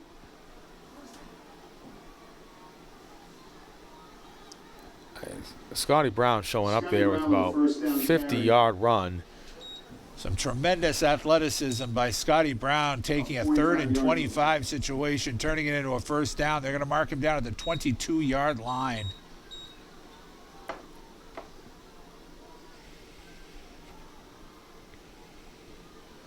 All right, now Brown back to pass, and it is incomplete. Yep.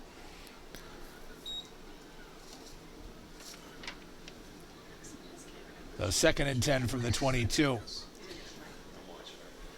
We're looking at the sidelines. They're still tending to Blake Ryder, and boy, you really hope that that this is not something that's going to result in having to be out for an extended period of time with the tournament coming up, Thanksgiving coming up.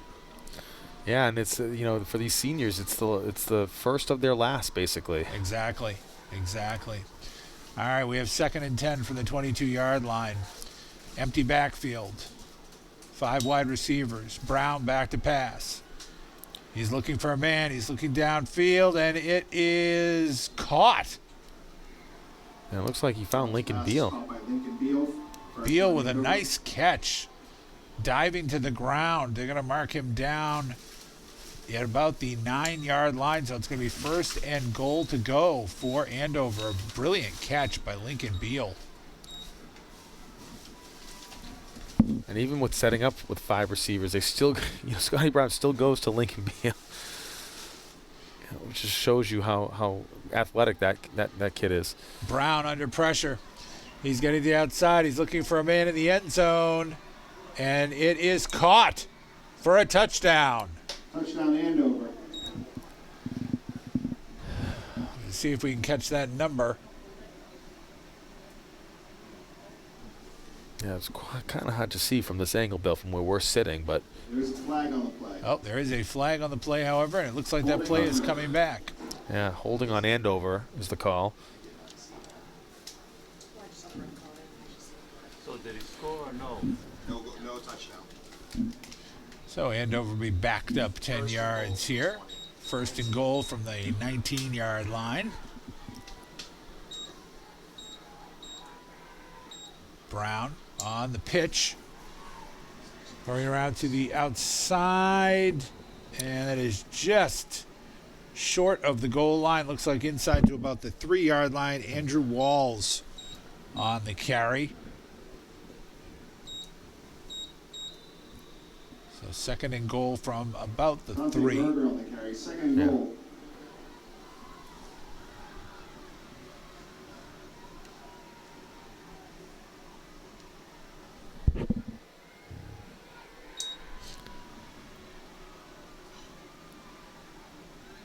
And it looks like he's going to be down just before the goal line. And meanwhile, you still see, they're going to throw a flag because you got kids rolling around, that are not even included in the play. Still some extracurriculars going on. Yep. And that was, I had the number wrong on that. That was actually freshman Dante Berger on the carries, the last couple of carries for Andover, including that last carry down to the 1. Yeah. So let's see if they call this penalty on both teams. As I'm not sure. Yeah, they did. Both teams. It looks like they're going to call a penalty on Max Matucci. He's going to come out of the game right now, as I think he's just to cool off for a few plays. Yeah, Max, understandably, he has been hot since Blake Ryder went down. Of course. I think he saw the play. He exhibited a lot of anger, and that anger had been coming out in his play over the last few. All right, so the ball is snapped. It's a bad snap, and Tewksbury has come up with it. And it looks like Braden Aylward on the fumble recoveries. It is. They tried a direct snap to Beal, a little bit of a trick play there, And Bill, that could be the momentum shift that Tewksbury needed. well, it certainly was a boost for sure. And Braden Aylward, the junior, Yep. with a big play there, and he's been playing quietly. He's been playing a nice game. He's had some good defensive plays in the defensive backfield, and now the turnover. Yeah, and he's had some issues with the dislocated shoulder off and on the last few weeks. So it's good to see him back. He looks to be 100%, and it's good he's having a good good participation in this game in the sense of making some plays. All right, so Tewksbury's going to have 1st and 10 at about their 12-yard line. Ciancio under center, calling signals. Handoff up the middle. Looks like that could be Hurdle in that pile of bodies. Yeah, I think you're right, Bill. Manny Mangano. Oh, no, Manny Mangano. Manny, the sophomore, doing a real nice job defensively, and definitely has shown that maybe that big back of the future for this team. Now Magato's lined up at the tight end position, empty backfield. Ciancio, quick Screen tight end pass. screen, but that is incomplete. He had Sullivan on the tight end screen. Yeah, Sullivan looking to run there before he caught the ball. It looked like a little bit. I think you're exactly right. I think his eyes looked upfield because he had a couple of blockers, and it could have been a big play, but you got to catch it first. So 3rd and about 7. 3rd and about 7 from the 15. And Sullivan has been so great on the receiving game most of this season. I mean, averaging about just under 20 yards per reception, for a total of 363 yards this season. So it'll be interesting to see if Ciancio continues with that. Ciancio in the pistol. He's rolling to his right. He's looking downfield. He has got a man. Looks to be and caught. it is a caught. Yep. And there's Sullivan with a nice catch and double coverage for a first down. And we talk about the athleticism of Lincoln Beals going around. Let's not forget about Michael Sullivan. I mean, just an all-around athlete. He's out there every play, both sides of the ball. He is going places for sure. In terms of football, even in his collegiate career. So it'll be interesting to see. Again, if they can continue some of this momentum here. All right, the ball's at the 29-yard line, and it's a handoff on the sweep.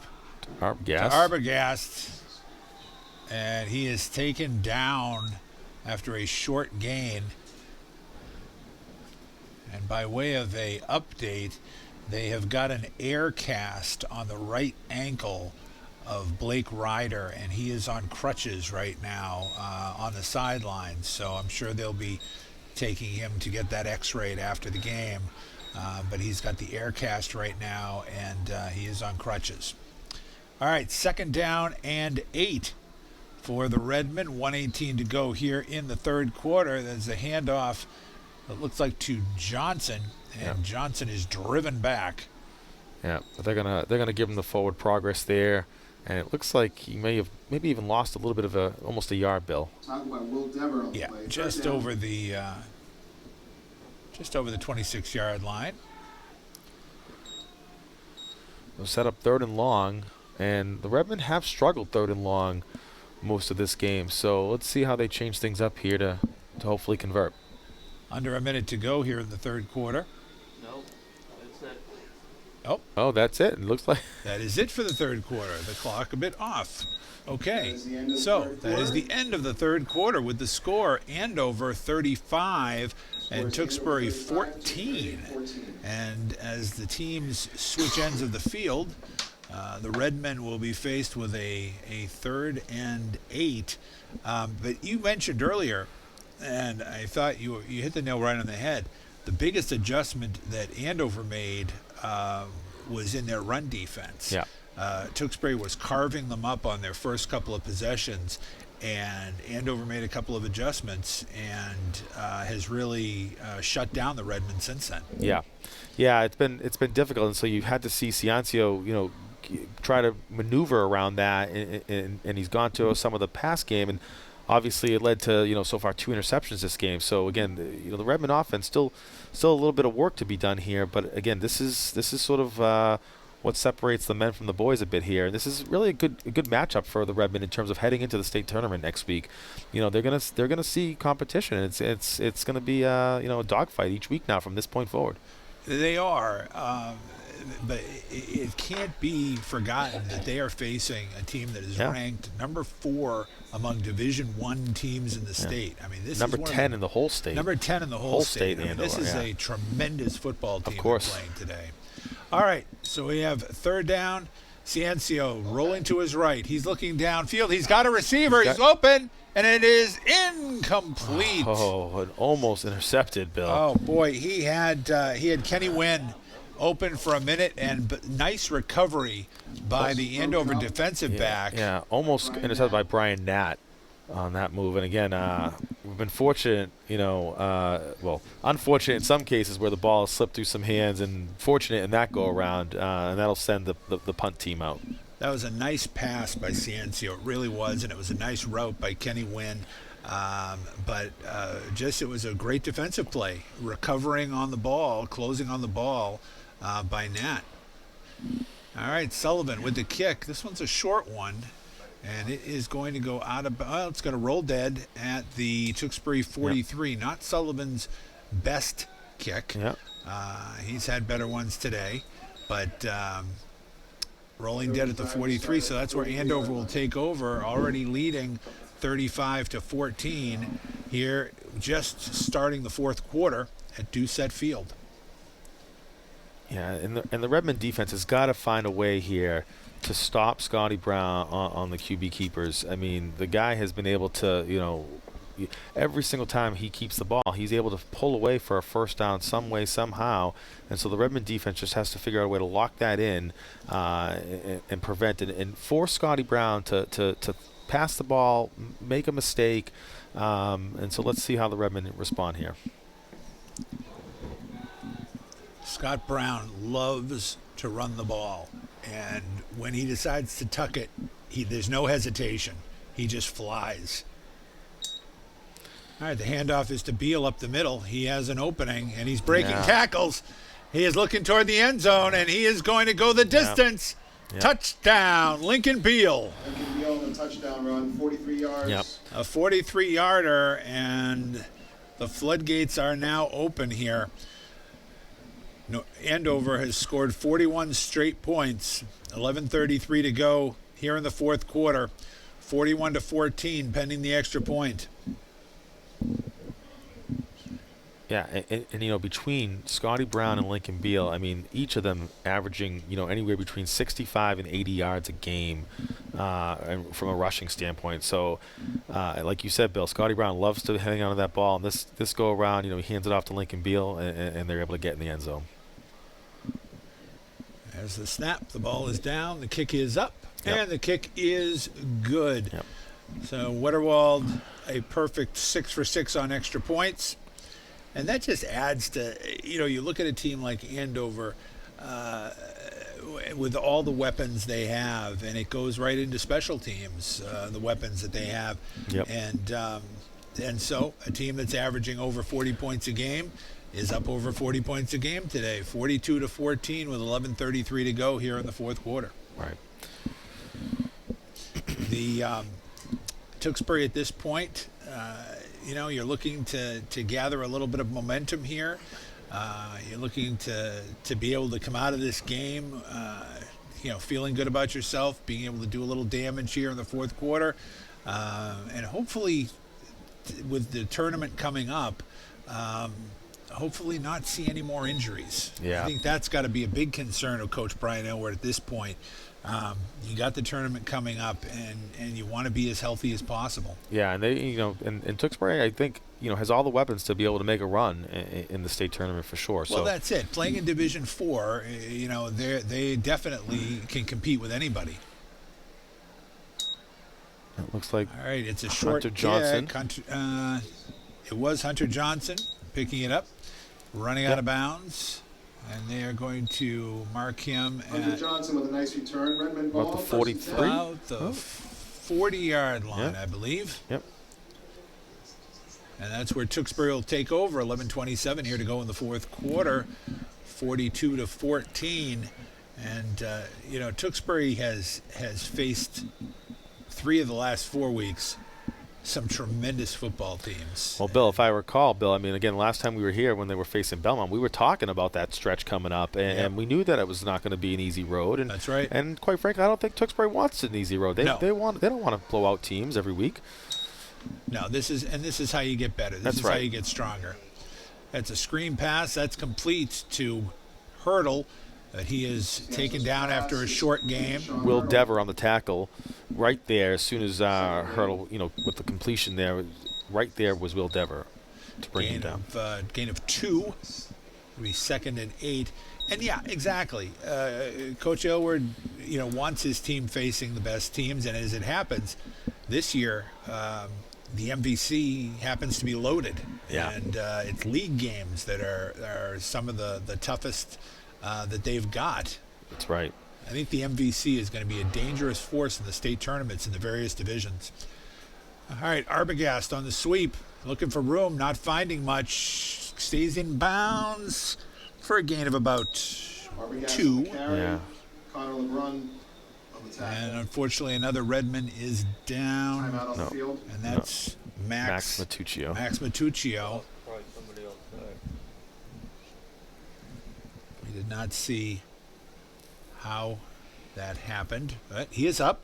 Yep. Under his own power. He is limping, but he is up and coming off under his own power. Yep. He's jogging, so all right, he looks to be okay. Just a little banged up, I suppose, but so that's going to set up 3rd and about 6, Bill, from the Redmond 44. And Hunter Johnson coming into the game. Kenny Wynn going out. Generally would indicate some type of a run play here, but we'll see what they have dialed up. I formation, Hurdle and Johnson. It's a play action. He's got Hurdle. Yeah, and Hurdle. He's got Hurdle, and Hurdle's got space. Yeah. And Hurdle is going the distance for a touchdown. Yeah, 56 yards. 56 yards from Ciancio to Hurdle. 56-yard touchdown pass from Vinciancio to Sean Hurdle, and it was just such a well-executed play. It really was. It really was. And Bill, again, as we were talking about earlier, I mean, again, the Redmond, this is where they score their most points in the fourth quarter. I know we still got a lot of game left, but Andover's going to try and drain this clock, when they take possession of the ball after this extra point by freshman Jackson Feudo. Sullivan will be on the hold. Feudo with the kick. Yep. And the kick is good. Great. Feudo's kick is good. So the teams come back upfield. 21. Tewksbury has cut into the Andover lead. It is now 42-21. And just to go back over that play, it really was smoothly executed. There was a fake on the handoff up the middle, and then the fake on the sweep to Alex Arbogast. And what you had then was Hurdle had curled. He had taken the original path from the fullback through the line, snuck through the line, and then just curled out to the right. Yeah. So after the fake handoff to Johnson, after the fake handoff to Arbogast, Ciancio curled over to his right and found Hurdle was wide open. Yeah. And then Hurdle did the rest. And again, Ciancio under a little pressure there and was able to, act like a veteran quarterback in that sense. He played it off perfectly. That really was. That was, it's a play like that, as you say, when you see the quarterback execute it well, maintain his poise, let the play flow, and and you see what Coach Aylward sees in this young man as he grows and is the quarterback of the future. So it's a squib kick, and unfortunately goes out of bounds. It was a nice squib kick. It was a good distance, but went out of bounds. Flag on the play. So we will see what Andover would like to have done here. Yep. They may have Tewksbury re-kick, or they may take the ball where it went out of bounds and be done with it. And that looks like what they're going to do. Yeah. Yeah, I think it's a smart call by Andover. There's no reason to, give Tewksbury an opportunity to, make a kick and to potentially force a turnover. Right, exactly. Why give them another chance to have an onside kick? Right.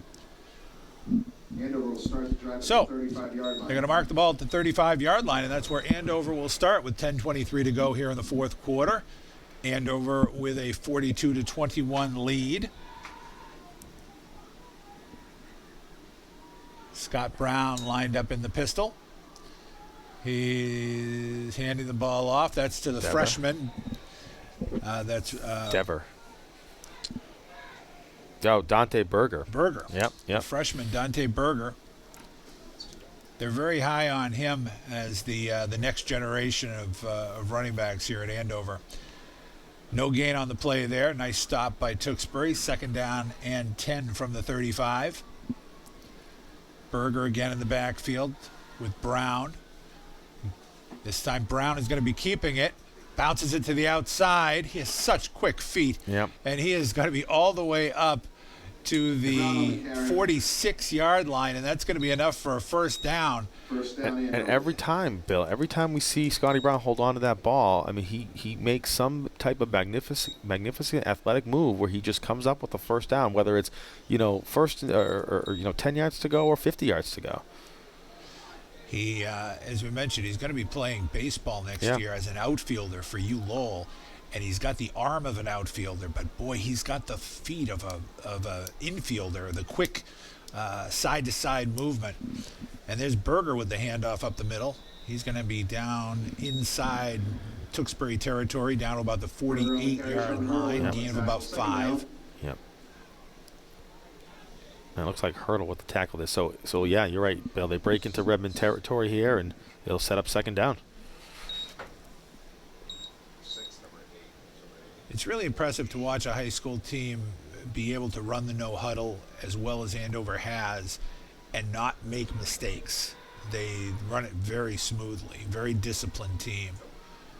And there's going to be a hand off on the sweep. That's to Lehman, and Lehman's got a path, but there's a flag down. Yeah. Lehman's going to go the distance. Yeah, I think that's going to come back, Bill. Scott Brown is standing there. He's not celebrating. That's on Andover. That's coming back on a holding call. Yeah. Holding is the call. Yeah, so that's going to send Andover back and make this 2nd and long now. 8:34 to go here in the fourth quarter. Andover comfortably in front, but this could give Tewksbury a good opportunity to get the ball back here. It is a penalty for holding, going to bring the ball back inside Andover territory, back to about the 43-yard line. Call it 2nd down and about 14 for the Golden Warriors. As we mentioned, the Warriors won their first MVC championship since 2012 this year. They are still enjoying that celebration in Andover. All right, Brown calling signals. There's a handoff up the middle to Berger. He is buried. Yeah. Short gain. Oh, no, that was Lehman. Lehman on the handoff. Gain of about 1, maybe 2. It's going to be marked at the 44-yard line. It's going to be 3rd and 13. Yeah, and he was brought down there by senior Royce McKay, who's had some great tackles today.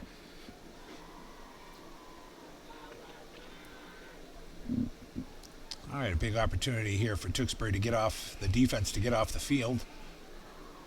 Tewksbury coming on a blitz. Brown looking for a receiver downfield, and it is incomplete. Yeah. Some nice coverage downfield there. Michael Sullivan on the coverage. Yeah, Michael Sullivan down there. Somebody else down. That looks like we got a Redmond down, though. That is Michael Sullivan and down, and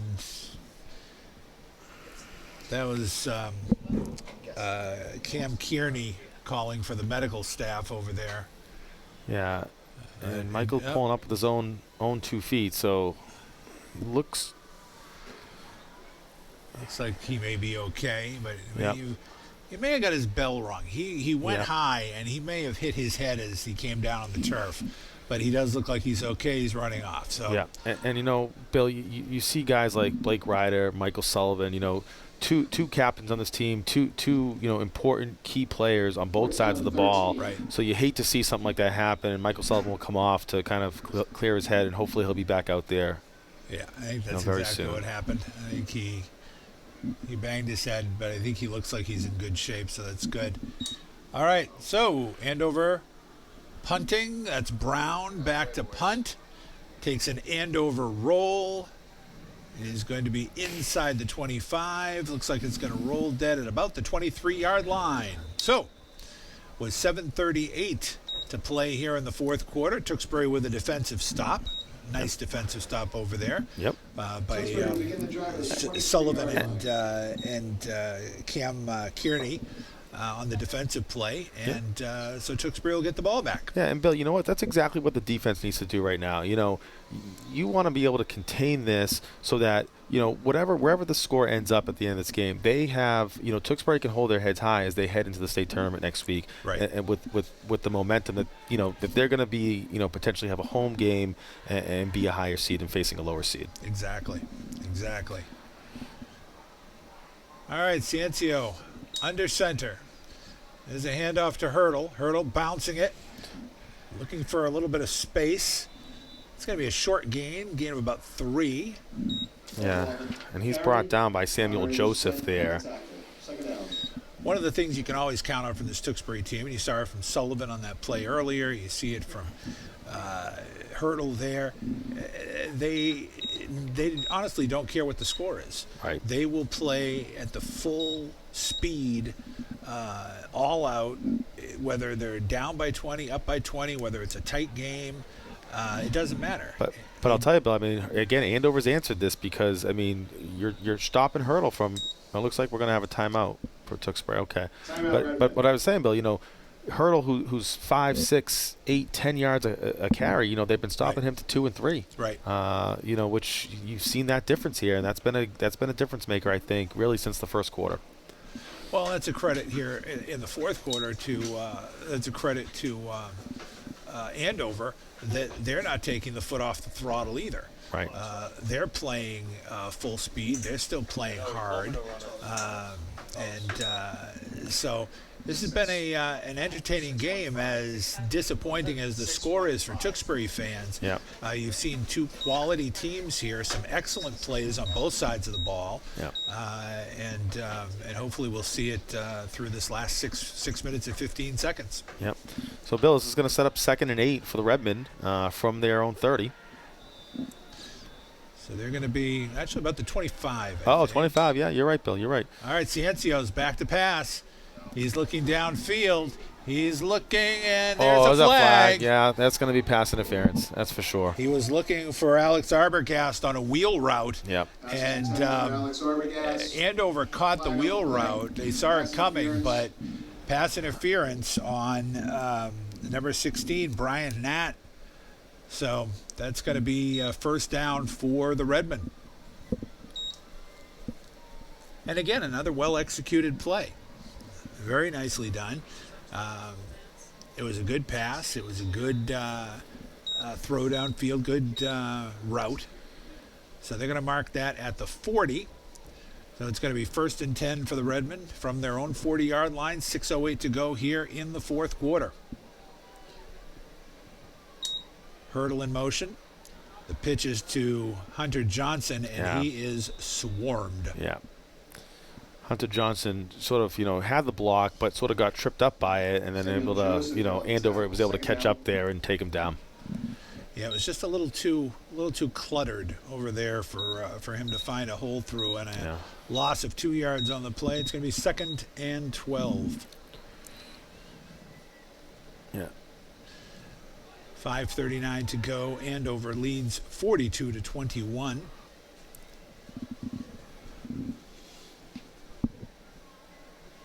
Ciancio brings them up. Hurdle is lined up at the right wing. 2 wide receivers. And that's a swing pass to, I think that was Michael maybe Sullivan. Fleming. No. Oh, no, Sullivan, you're right. That Yep. was to Sullivan back in Yep. the game. Nice to see that. Yep. Unfortunately, Andover had that sniffed out, and it was another loss of 2 yards. So we're going to be looking at 3rd down and 14. Yep. Andover has really shown that they have done a good scouting job on Tewksbury, too. A lot of the plays Tewksbury likes to run, Andover is recognizing them very quickly and sniffing them. Yeah, and we've seen a couple trick plays from Coach Aylward. Let's see if what he's got up his sleeve this go around here. Kenny Wynn split wide to the right, Sullivan wide to the left. Ciancio, play action fake. He's looking for Wynn. Now he's in trouble. Yep.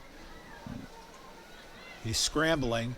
He throws it downfield, and it is incomplete. He was looking for Kenny Wynn, who was coming back, but he's well covered. And so it's going to be 4th down and 14 for the Redmen. And I would say probably at this stage of the game, you'll see the Redmen go for it with 4:18 to go here in the 4th quarter. Yep. Yeah, it looks exactly like what's going to happen here, Bill. So we'll see where the Redmen take this one, and as they try to push their way into Andover territory for a 1st down.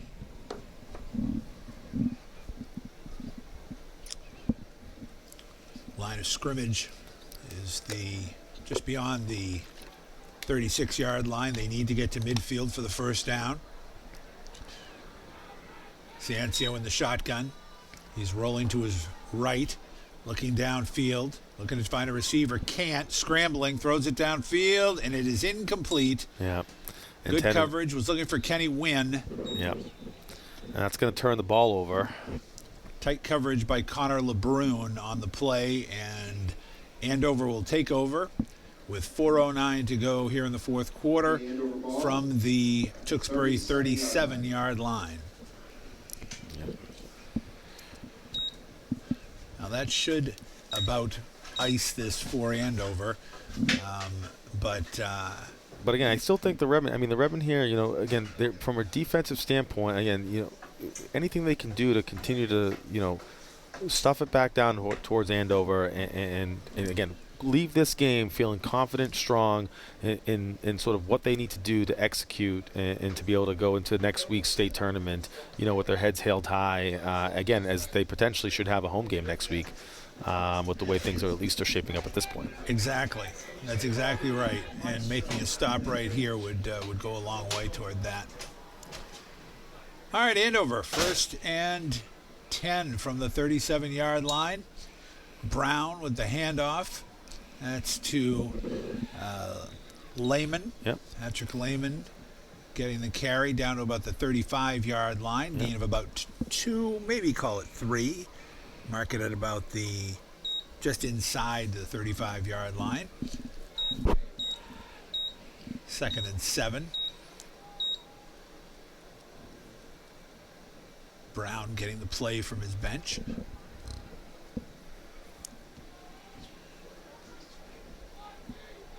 Here we go. Okay. Now lined up in the pistol. Lehman next to him. Calling signals, working the clock down. Ooh. It's a bad snap over Brown's head, but he scoops it up, throws it downfield, incomplete. Yeah. The Redmen were all over that one. An amazing play by Scott Brown just to, he did not just pounce on the ball for a huge loss. He scooped it up on a bounce and was able to make a throw toward a receiver, incomplete. Yeah. So no loss on that play, just the loss of the down, and now it's 3rd and about 7. Again, that's that football IQ we were talking about earlier, Bill. I mean, that's a great example right there. It's going to set up 3rd and 7 for the Andover Golden Warriors. Triple wide receivers to the left. Brown calling signals. Yep. He's going to keep this one. Yep. Trying to cut, looking for first down yardage. He's And not going to not get gonna it. get it. Yeah. He is going to be down to about the 30-yard line, and that is it. So he's going to be about 2 or 3 yards short here. Goes to the 30-yard line. I suspect you will see E.J. Perry decide to go for it here. That's going to be marked inside the 30 at the 29. So call it 4th and 2. Fourth down, 2 And yards. I will reiterate what you said earlier. I think this is a big emotional down right here. Yeah. If they can stop them, because if not, what you're going to see them do is go into victory formation. Correct. But if you can stop them here, that's something to take out of this game. Correct. Exactly, Bill, and give the offense another chance to to continue their confidence. Looks like Andover's going to call timeout. Looks like they were trying to draw Tewksbury off. Tewksbury held their ground. So now Andover will call the timeout before they go for it here. So 2:17 to go. Just a quick recap of the game here. Tewksbury jumped out to a 14-0 lead. Really landed the first punch in this fight, and Andover responded. Was able to tie the game, take a 21-14 lead into halftime. Yeah. And kept that momentum rolling, scoring on the first two possessions of the third quarter. Built a 42-14 lead. Tewksbury has responded on about a 56-yard, Yeah. no, 60, 56. 60, 56. yeah, You're right. You had it right 56-yard the first time, touchdown Bill. pass Yep. to Sean Hurdle Yep. from Vince Ciancio on a very nice play. And so that's where we stand with 2:17 to go. It'll be the third loss of the season for Tewksbury. However, as we pointed out, this should not hurt their standings within Division 4. They have an excellent chance of hosting a tournament game coming up. Both of these teams will be active in the first round of the tournament. So That's for sure, Bill. all right. So 4th and 2. Brown is going to hang on to it, Yep. and he has got the first down. Yeah, and just like he's done on every QB keeper, where he's able to sneak away for that first down. I think the last 3rd and 8 or so was the first one that the Redmond defense was able to stop Scott Brown That's right. on the QB keep. So that should set up with the under 2 minutes, a victory formation of sense from Andover potentially. Yeah, I think that's what you'll see now, and I don't think you'll see Tewksbury stopping the clock. Minute 47 to go with the 40-second play clock. So, but again, I think Tewksbury acquitted themselves quite nicely in this game against one of the best teams in the state, no doubt about it. Tewksbury has nothing to be ashamed about here, Bill, in this one. I mean, they really don't. Like I said, they came out firing away. Andover responded. Yep, it looks like they're gonna call it here at this point, Bill. Yeah. But yeah, I agree. The Redmen, have nothing to sort of, they can hang their hats on this one. That they came out swinging. Andover adjusted, and Andover responded. Obviously, like Andover has been known to all season, and unfortunately, it didn't turn up on the Redmen's side today. But at the end of the day, I think they have a good momentum going into the state tournament next week, even with this loss. I think the one thing on everybody's mind is going to be Blake Ryder. Yep. Suffered the ankle injury. We saw him earlier with the air cast and on crutches. I'm sure he's getting that x-rayed. Hopefully just a sprain. Hopefully not a break.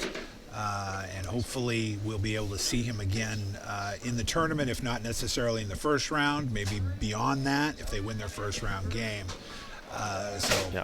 But in the meantime, the final seconds are ticking off here at Doucette Field. The teams are meeting at the 50 to shake hands.